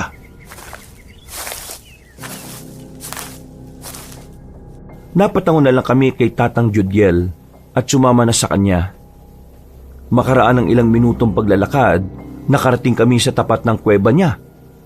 Napamangha pa ako dahil kung tutuusin, madali lang namin palang matutuntun yon. Pinapasok niya kami at nang nandun na kami sa loob, meron siyang kinuha sa ipinakita sa amin.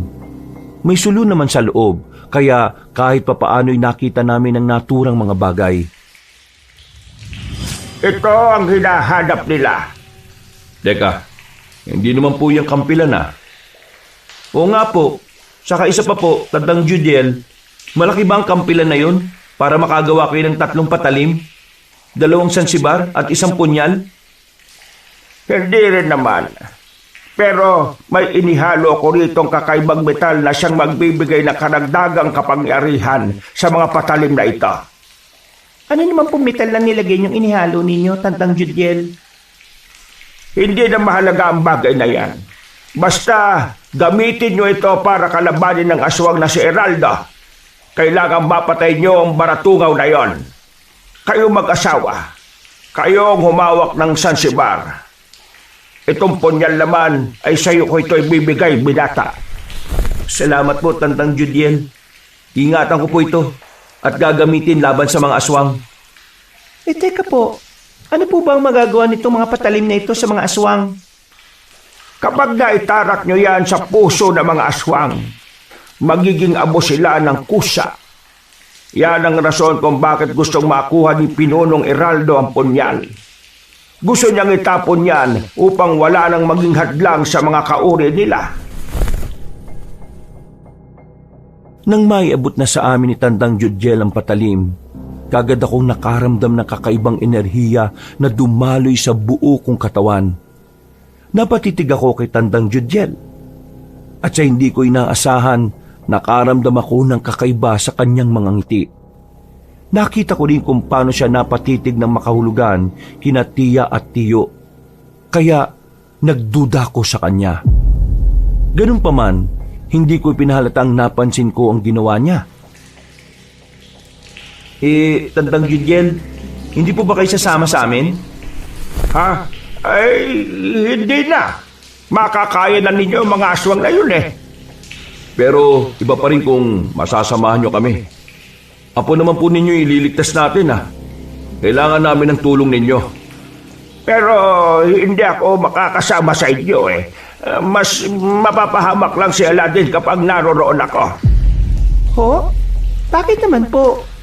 Mapapahamak po. Paano naman po mangyayari ang ganun? Pwera na lang kung may ginawa kayo o pinaplanong hindi maganda. Basta. Mas makabubuti sa inyo kung kayo na lang ang pumunta ron. Magiging sagaba lang ako sa pagliligtas nyo sa aking apo. Kung gayon, sige, kami na lang ang pupunta ron. Teka, tama po ba na nasa bandang kanluran ng bundok na ito yung kuta ng mga aswang? Hindi ko alam kung naroon pa rin sila. Pero ramdam ko ang enerhiya ng baratungaw rito. Hala, sige na. Umalis na kayo at baka hindi nyo na maabot ang buhay ang apo ko.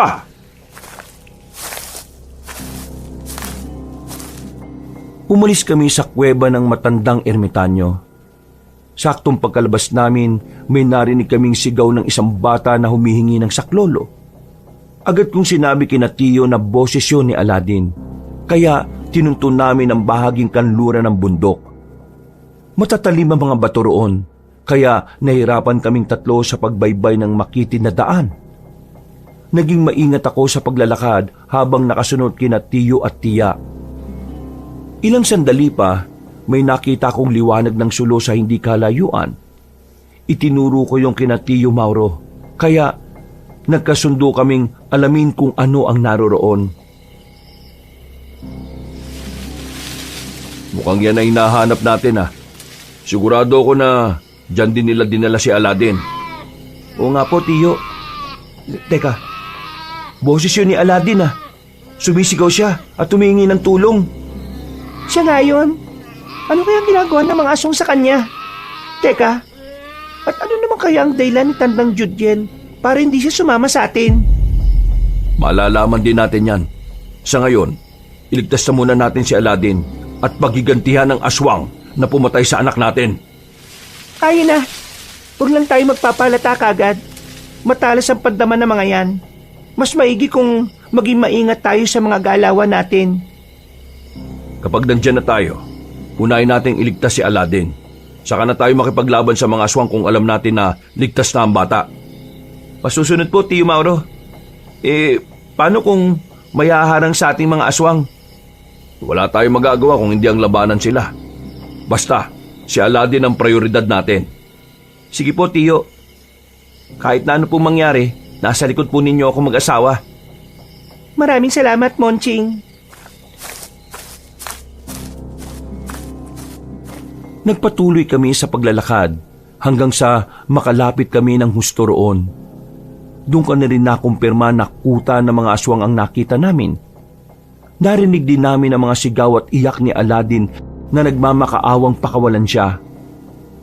Palihim kaming pumasok sa kuta nila at inalam kung ano ang ginagawa ng mga aswang doon. Napailing na lang ako at agad na napaturo sa bandang dulo nang makita kong meron silang pinagsasaluhan. Mukhang kalabaw po yan ah. Ang mga walang iya. Teka, hindi ba't yan ang kalabaw na hinira mo sa kanayo natin, Mauro? Tingnan mo nga na maigi. Nako, yan nga.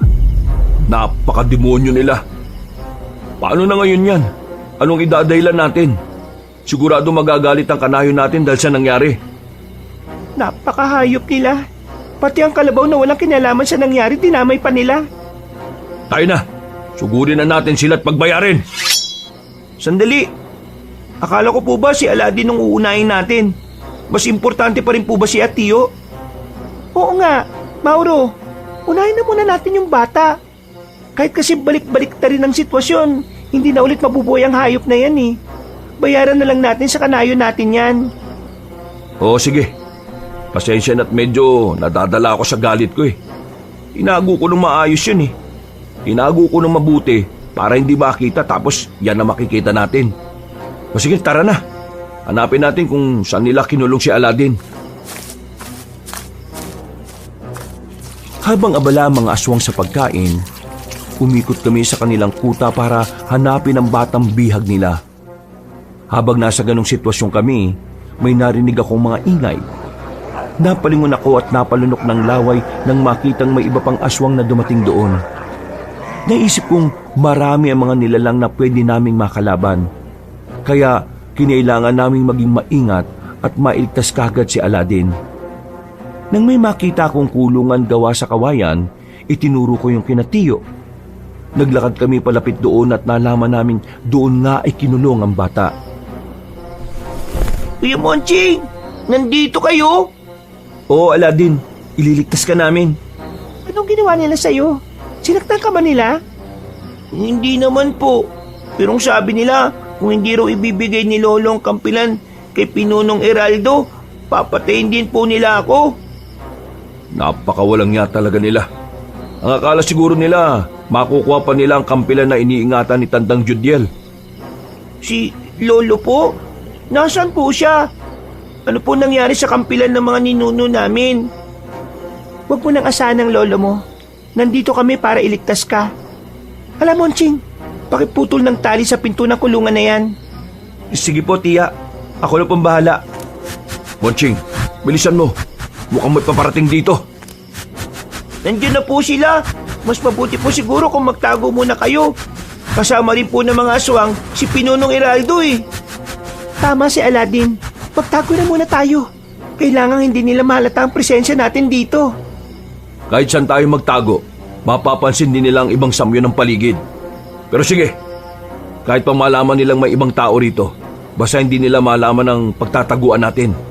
Hindi pa rin naman mabubulilyaso ang plano natin.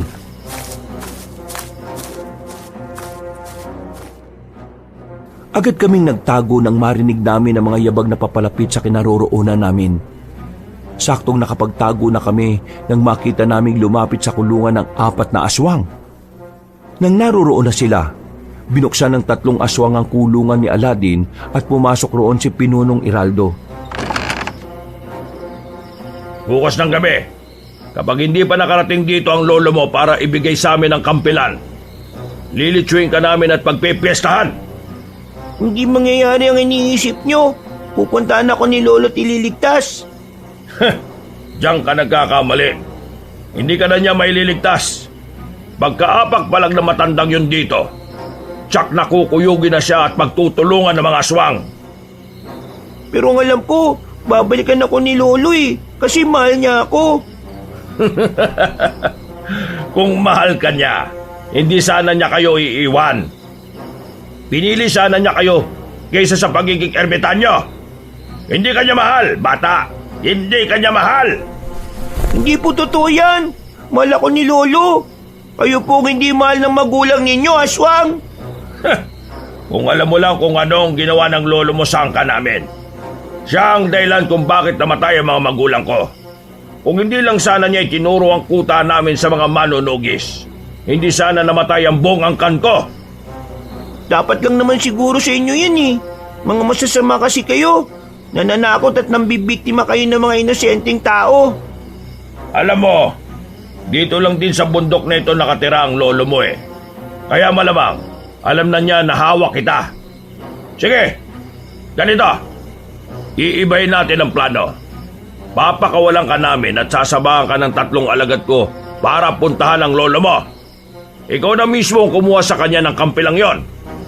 Hindi ko gagawin ang sinasabi nyo. Hindi ko kukunin kay Lolo ang kampilan. Alam kong gagamitin lang nyo yun sa kasamaan Dahil mga masasama kayo. Kapag hindi ka sumunod sa gusto ko, papatayin ka ng 3 ito at pagpipiesta nila ang laman mo. Sige, nasa iyong desisyon, bata. Napalingon ako kina Tiyo. Napatango siya sa akin at hinintay namin kung ano ang susunod na gagawin ng mga aswang.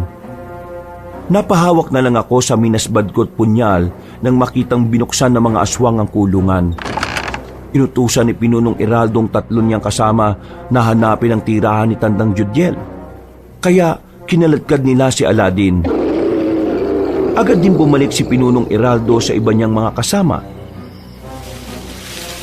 Mukhang kailangan nating sundan ng mga aswang.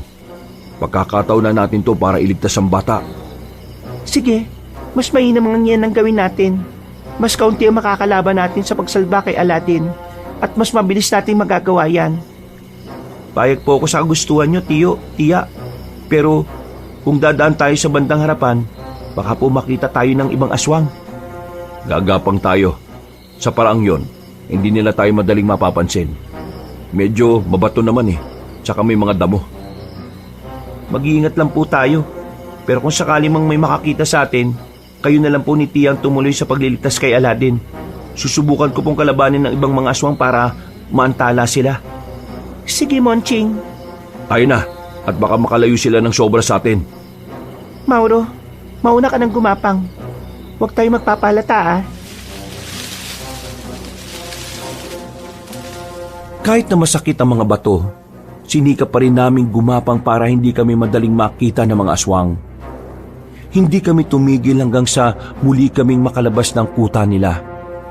Nang matanong na namin si Aladin na kinakaladkad pa rin ng 3, naging mas maingat kami sa pagsunod sa kanila. Kalaunan, medyo nakalayo na kami sa kanilang kuta, kaya binilisan namin ang paglalakad. Ilang beses pang nagpupumiglas ang bata, ngunit binabantaan siya ng 3 na papatayin. Kahit na nagkukwentuhan kami, sinigurado namin na hindi kami maririnig ng mga nilalang. Kapag nakalapit na tayo sa kanila, hindi tayo magbibigay ng pagkakataon para makatakas pa sila. Kasabay ng pagliligtas kay Aladin, papatayin natin sila. Paano naman po yung mga katawan nila? Baka po may ibang alagad si Pinunong Eraldo na makakita nun. Hindi nila makikita yon. Kung totoo man ang sinabi ni Tandang Judiel patungkol sa mga patalim na hawak natin, pues gagamitin natin ang mga ito para patayin sila dahil magiging abo nga sila. O sige, para makasiguro tayo na hindi talaga sila matatagpuan, tingnan natin kung hindi sila magiging abo. Ano pong plano nyo kina Pinunong Eraldo? Babalikan namin sila ni Agnes. Igaganti namin ang anak namin at nang magkamit din kami ng hustisya. Gusto ko po sanang sumama sa... Wag na. Madadamay ka lang. Ang mas mabuting gawin mo, umuwi na kayo ni Aladin. Kung darating man ang susunod na paglubog ng araw at hindi pa kami nakauwi, alam na ninyo kung ano nangyari sa amin. Hindi po. Hindi ko po kayo pababayaan. Tutulungan ko po kayo para maubos ang mga aswang na yun. Pero baka kung ano na mangyari sa inyo. Hindi ka pa masyadong sanay sa pakikipaglaban sa mga aswang, Monching. Opo, tama po kayo. Pero hindi naman po ibig sabihin nun hindi ko na kaya. Nakaya ko nga po nung una silang lumusob, di ba? Natigil ang pagkukwentuhan namin ng ilang dipa na lang ang layo namin sa mga aswang. Mas naging maingat kami. At nang makalapit na kami sa kanila, sakto ring humarap sila sa amin. Binitiwan nila si Aladdin at tumatake sila. Nilabanan namin silang tatlo gamit ang mga patalim na ibinigay sa amin ng ermitanyo. Ilang beses mang sumubok ang mga aswang na sunggaban kami, ngunit nagawa namin silang mailagan. Nang magkaroon ako ng pagkakataon, inikutan ko ang nilalang saka itinara ko ang punyal sa bandang likod niya na katapat ng kanyang puso. Napalingon na lang ako kay Aladdin nang marinig ko ang boses niya. Ang galing mo talaga, Kuya Monching. Kahit na maliksi ang aswang na nakalaban mo, nagawa mo pa rin siyang maisahan. Ganun talaga, Aladdin. Maswerte nga lang ako at nagawa kong... Ha? Hindi! Tama nga si Tandang Judgel sa sinabi niya. Kuya, ang aswang, naging abo po sila. Oo nga, yan din ang sinabi sa akin ng lolo mo. Magiging abo ang mga aswang na matatamaan sa puso nitong punyal. Saka ng mga sansiban ni Natiyo. Teka, Kuya Monching, si Natiyo at Tiya pala. Ayun sila nakikipagpambuno sa mga aswang at nabitiwan nila ang mga patalim nila. Teka, lalapitan ko muna sila at tutulungan. Mag-iingat ka, Kuya Monching, ha? O sige na, huwag kang aalis dito magtago ka lang. Sumigaw ka kagad kapag may ibang aswang na lalapit sa'yo. Hindi ko na hinintay pa na makasagot si Aladdin. Nang makita kong inibabawan ng aswang si Tia Agnes, napatakbo ko para lapitan sila. Dinampot ko ang nabitiwan nilang sansibar at walang pagdadalawang isip na tinaga ang batok ng aswang. Nasugatan ko siya, ngunit mababaw lang ang naging sugat niya. Napalingon pa siya sa akin at nang akmang tatayo siya, agad ko siyang sinaksak sa dibdib. Napaungol na lamang ang aswang at makaraan ng ilang sandali, nasunog siya at naging abo. Napanganga pa si Tia at halos hindi makapaniwala sa nasaksihan niya. Ganyan din ang nangyari sa aswang na kinalaban ko. Dapat nga sa kanila yan. Natalo na rin po ninyo yung aswang na nakalaban nyo, Tiyo. Nauna ko kasing tulungan si Tia nang makita kong giyado na siya. Ayos lang. Nakaya ko naman patayin yung aswang Nung una, medyo hirap ako. Pero nang magkaroon ako ng pagkakataon, ginamit ko yung sansibar at itinara ko sa dibdib niya. Mabuti naman at wala kang ganong galos, Mario.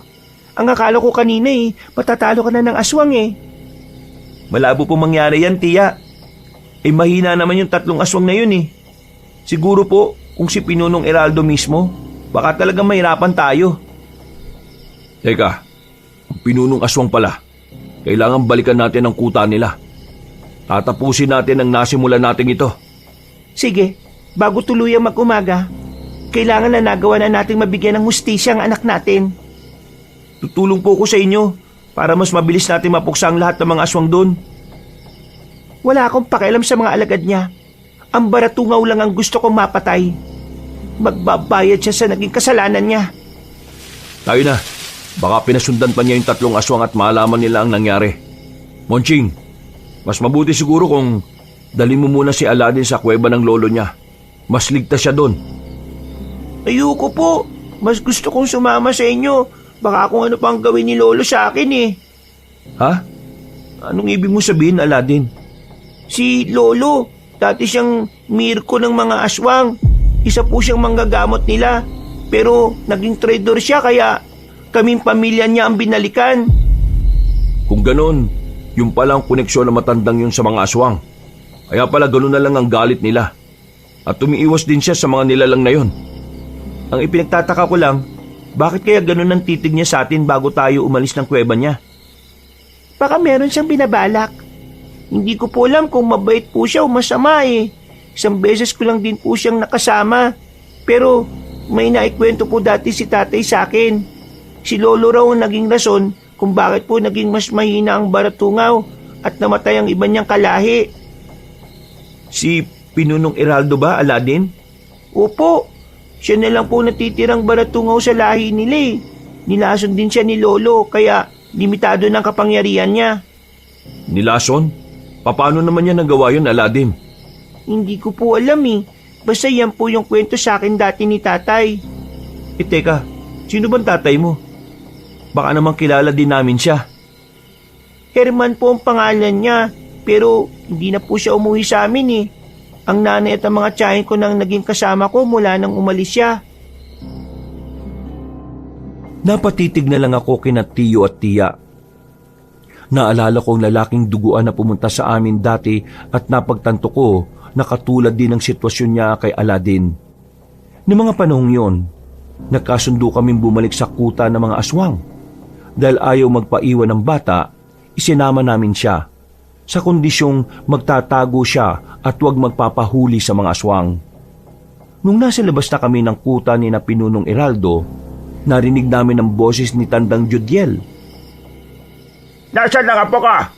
Anong ginawa niyo sa kanya? Wala na. Malamang sa mga oras na ito, pinagpipiesta na siya ng mga alagad ko. Pupunta ka sana nila sa kuweba mo eh. Pero ngayon nandito ka na. Mabibigo sila. Mga walang hiya. Pati ang apo ko ay dinamay pa din niya. Magbabayad kayo sa akin.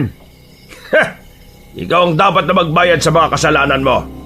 Mga kasama, paligiran niyo ang matandang ermitanyong ito. Ay teka, nasaan ang kampilang hinahanap ko? Akin na muna ang apo ko at ipagkakalog ko sa inyo ang kampilan.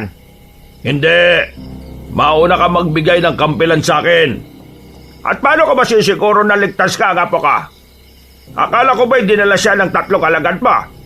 Huwag mo akong lokohin, Iraldo. Hindi kita niloloko, tanda. Nang mga sandaling yun, nagpasya kaming iwan na muna sa labas ng kuta si Aladdin. Nang masiguro namin na hindi na siya madaling makita ng mga aswang, muli kaming pumasok sa kuta nila. Saktong pagkapasok namin, nakarinig kami ng mga pag-angil. Napahawak na lang ako sa minasbad at punyal ko nang makitang nakikipaglaban na ang matandang ermitanyo sa mga aswang. Hindi ko rin napigilan ang pagkamangha ko sa kakaibang kakayahan sa pakikipaglaban ni Tandang Judiel. Tulungan natin si Tandang Judiel, kahit pa na hindi natin alam ang totoo niyang pakay sa atin. Sige Mauro, ang kalaban ng ating kalaban ay kaibigan natin. Tara na po, mukhang lugi na si Tandang Judiel eh. Mas marami sila. Kung kailangan madaliin natin ang pagiganti, gawin natin. Hindi natin sila bibigyan ng pagkakataong mabuhay pa. Oo nga po, baka makapagiganti pa sila sa atin eh. Unahin na muna natin si Pinunong Iraldo. Kapag napilayan na ang mga aswang na yan, magiging mahina sila at mas madali silang matatalo. Ayun po si Pinunong Iraldo oh. Nakatayo siya sa bandang dulo habang pinapanood ang mga alagad niya at si Tandang Judiel. Tara, pagtulungan natin siya. Mabilis kaming lumapit sa baratungaw. Ngunit nang ilang dipa na lang ang layo namin sa kanila, napalingon siya sa amin. Agad niyang inutusan ng iba niyang kasama na salubungin kami at patayin. Nabahala ko noon, pero nang makita kong kampante si Tio Mauro, iwinaglit ko ang pangamba sa isipan ko. Nilabanan namin ang mga aswang na umatake sa amin hanggang sa isa-isa na naming napatumba mga yon. Naibaling ko na lang ang pansin ko kay Pinunong Iraldo nang marinig ko ang angil niya. Doon ko nalaman na nakikipagpambuno sila sa isa't isa ni Tandang Judiel habang nagbabangayan. Hindi mo na makukuha pa ang kampilan kahit na anong gawin ba? At paano mo naman nasisiguro ang bagay na yan? Kapag mapasa akin na ang kampilan, tutunawin ko yon. Hindi ang patalim na yon ang hahadlang sa mga plano ko. Nakakatawa ka, Iraldo. Hindi mo na makukuha ang kampilan dahil winasa ko na yon. Anong ibig mong sabihin? Malalaman mo na lang yon kapag malapit ka ng lagutan ng hininga baratungaw. At kung nakita mo lang sana kung paano ko pinatay ang iba mong kalahi gamit ang kampilan na yon, malulubo ka talaga. Walang iya ka, ermitanyo. Nagtiwala kami sa iyo. Pero anong ginawa mo? Tinraidor mo kami. Dapat lang din naman sa inyo yan. Walang karapatan dito sa mundo ang mga kagaya ninyo. Ikaw ang walang karapatang mabuhay, Tandang Judiel. kayong dalawa ng apo mo.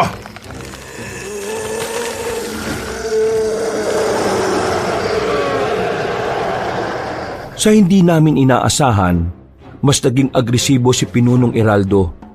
Kahit na nasa ilalim siya ni Tandang Judiel, nagawa niyang sakali ng ermitanyo, saka ibinalibag. Tumilapo ng lolo ni Aladin, at bago pa man makabangon ng aswang, nilapitan na siya ni Tio Mauro at Tia Agnes. Nilabanan nila yon. Pero nang makita ko na medyo alanganin silang dalawa, nagpasya akong tulungan sila. Nasa ganung kalagayan kami na makarinig ako ng ingay ng mga batong nag-uumpugan. Agad akong napalingon at nakita ko ang ilang bato na nakalutang sa ere. Napasigaw ako at agad na napailag. Uminag din si Tia at napatawa na lang si Pinunong Eraldo dahil doon. Nakalimutan yata ninyo na isa akong baratungaw. Kahit papano, may natitira pa akong kakayahan. Ang magpagalaw ng mga bagay na makikita sa kalikasan. Wala kaming pakialam sa kakayahan mo. Nandito kami para pagbayarin ka sa ginawa mong kasalanan sa amin. Kahit na hindi sapat ang buhay mo, siguro kahit papano mabibigyan namin ng hustisya ang pagkamatay ng anak namin. At ano? Baliwala na lang din ang ginawa niyo sa ama ko? Hindi ko rin kayo mapapatawad.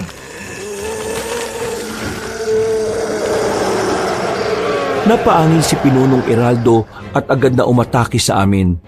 Dahil dito, mas pinag-igihan namin ang pakikipaglaban hanggang sa magawa namin siyang maibuwal sa lupa. Ng mga panahong yon, napansin kong may mga bato ulit na gumagalaw.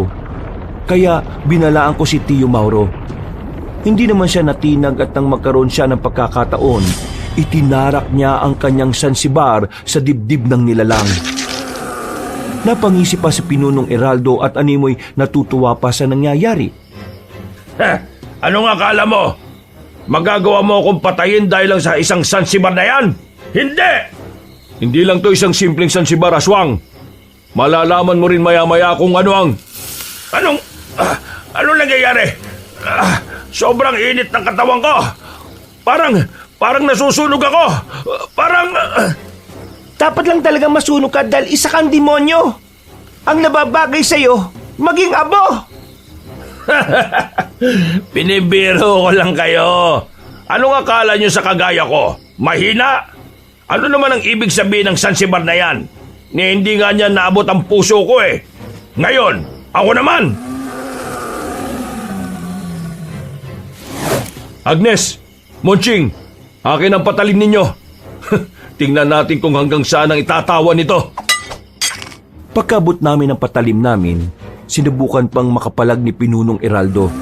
Subalit, bago pa man siya makakawala sa ganoong posisyon, nagawang maitarak ni Tio ang dalawang sansibar at ang punyal sa dibdib ng aswang. Napaungol naman ang Pinunong Aswang at nakita kong umuusok ang katawan ng nilalang. O ano? Ano ngayon na masasabi mo? Para sa kaalaman mo, aswang, ang dalawang sansibar na yan at ang punyal ay mula mismo sa kampilan ng ninuno ni Tandang Judiel. Pagbabayaran yung ginawa nyo ito sa akin, hindi ako papayag na... Ganti namin yan sa mga kasalanan ginawa mo. Ngayon, mas magiging payapa ng kanayunan dahil wala ng aswang na kagaya mo, Pinunong Eraldo. Anong nangyayari? Bakit sobrang... Hindi na naipagpatuloy ni Pinunong Eraldo ang sasabihin niya nang kumapalang usok na mula sa katawan niya. Napatras kaming tatlo at saktong nakailang hakbang na kami. Nakita namin kung paanong nasunog ang katawan ng nilalang sa maikling panahon. Naging abo yun. Ilang segundo pa akong napatulala roon at hindi makapaniwala sa nasaksihan ko. Ngayon, wala nang Pinunong Aswang. Mas magiging payapa na ang kanayunan. Makakabalik na rin tayo sa simple at karaniwang buhay natin sa pagtitinda ng pinya. Teka po, si Tandang Judiel po pala. Hindi pa rin po siya nakakabangon hanggang ngayon. Ayun siya. Halika kayo. Lapitan natin siya at alalayan. Tayo na po. Baka kasi kung ano na nangyari sa kanya Sandali.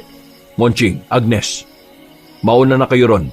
Susunugin ko lang ang mga kubo ng mga aswang dito para masiguro natin na wala na silang babalikan pa. At talaga namang wala na. Patay na ang lahat ng alagad ni Pinunong Eraldo eh.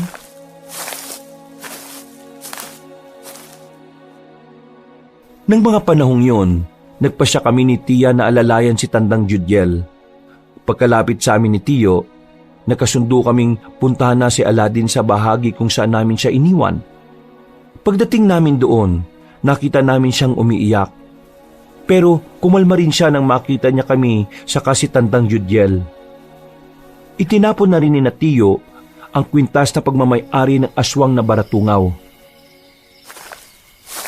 Ligtas po kayo. Salamat naman po sa Diyos at hindi niya kayo pinabayaan. Talagang hindi niya kami pababayaan. Isa pa, nagtulong-tulong kami para maubos sa mga aswang na yon. Aladin, apo ko, patawarin mo ako sa pagkukulang ko sa iyo.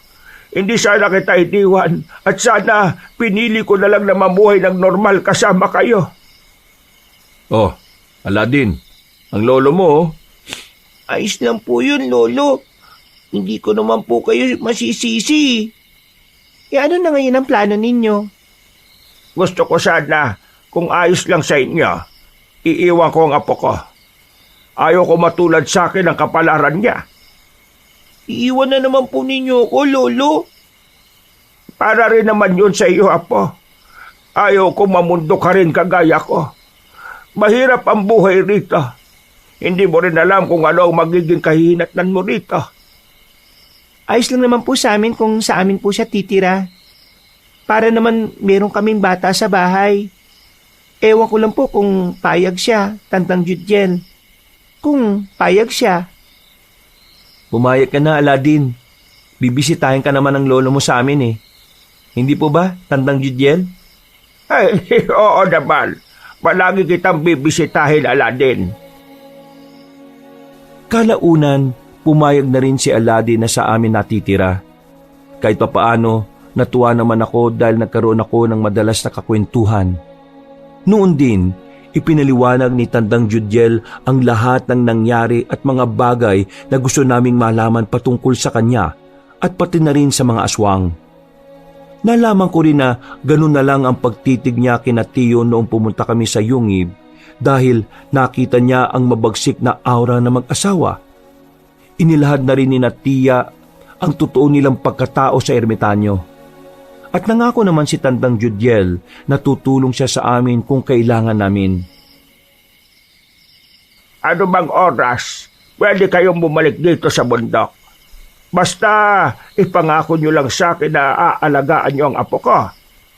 Pangako po, Tandang Judiel. Aalagaan namin si Aladin at ituturing namin na parang tunay na naming anak. Maraming salamat talaga, Mauro. Matanda na ako.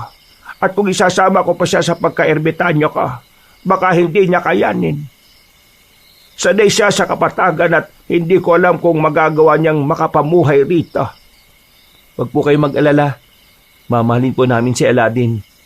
Total naman, nasa amin na rin siya nakatira. Pangako, mas mamahalin pa namin siya. Salamat. Ang mga patalim pala ninyo. Ingatan niyo yan, ha? Darating ang araw na kakailanganin din ninyo ulit yan. Kung kailan, yan ang hindi natin alam. Lolo, mag-iingat po kayo rito ha. Kung may kailangan po kayo, kung nangungulila kayo sa akin, bisitahin niyo lang po ko kina Tio Mauro ha. Oo naman na po. Dadalaw ako sa iyo. Salamat at kahit matagal tayong nagkawalay, tinanggap mo pa rin ako at binigyan ako ng isa pang pagkakataon. Wala nga naman po, Lo. Kahit pa na ilang dekada pa tayong hindi magkita, ikaw pa rin naman ang lolo ko eh. O siya, medyo matagal pa bago mag-umaga. Mas mabuti siguro kung doon na muna kayo magpahinga sa kuweba ko. Mamaya na kayo bumaba sa bundok na ito. Sige po. Pagod din naman na po kasi kami. May pagkain po ba kayo ron, Lo? Oo naman. May mga prutas pa ako ron tsaka may natira pa akong iniho na karne ng baboy raboron. Uy, tayo na po. Nagugutom na po kasi ako eh.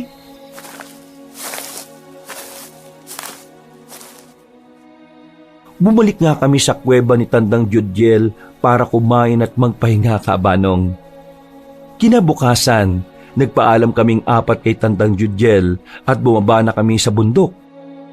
Pagka-uwi namin sa bahay namin, marami ang mga taong nag-uusisa kung ano ang nangyari. Humingi na rin kami ng pasensya sa kanayon namin at minabuti ni Tiyo na gamitin ang ipon nila para mabayaran yon. Magmula noon, permanente na rin tumira si Aladdin sa amin. Ilang beses ding nakabisita sa bahay namin si Tandang Judyel at nang naging mahina na siya, nagkasundo kaming doon na rin siya sa bahay namin patirahin. Maraming salamat po sa inyo ha. Siguro, kung hindi niyo po ko kinupkop, hindi ko po alam kung saan po ako pupulutin eh. Masaya kami na dito ka sa amin tumira, Aladdin. Mas nagkaroon ng buhay itong bahay. Isa pa, nagkaroon din kami ng katuwang sa pagtitinda ng pinya. At siyempre, nagkaroon din ako ng barkada. Halos magkasama na tayo kahit saan pumunta eh. Teka, ano kaya kung palakihin natin ang negosyo natin? Ano pong ibig niyo sabihin, Tiyo? Ano kaya kung magtayo tayo ng mas malaking tindahan? May kakilala ako sa bayan na may pinaparentahang pwesto eh. Eh kung yan ang mas makabubuti para sa atin, yan ang gawin natin. Total naman, mas marami ang magiging suki natin doon. Kung ano po ang pasan niyo, Tiyo, yun po masusunod. Basta ako, tutulong po ako sa inyo kahit na ano pa man na mangyari. Ako din po. Nakahanda po akong tumulong sa inyo, Tiyo, Tiya. Maraming salamat sa inyo. Balang araw, kapag mas lalago na ang negosyo natin, mas magiging malaki rin ang parte ninyo.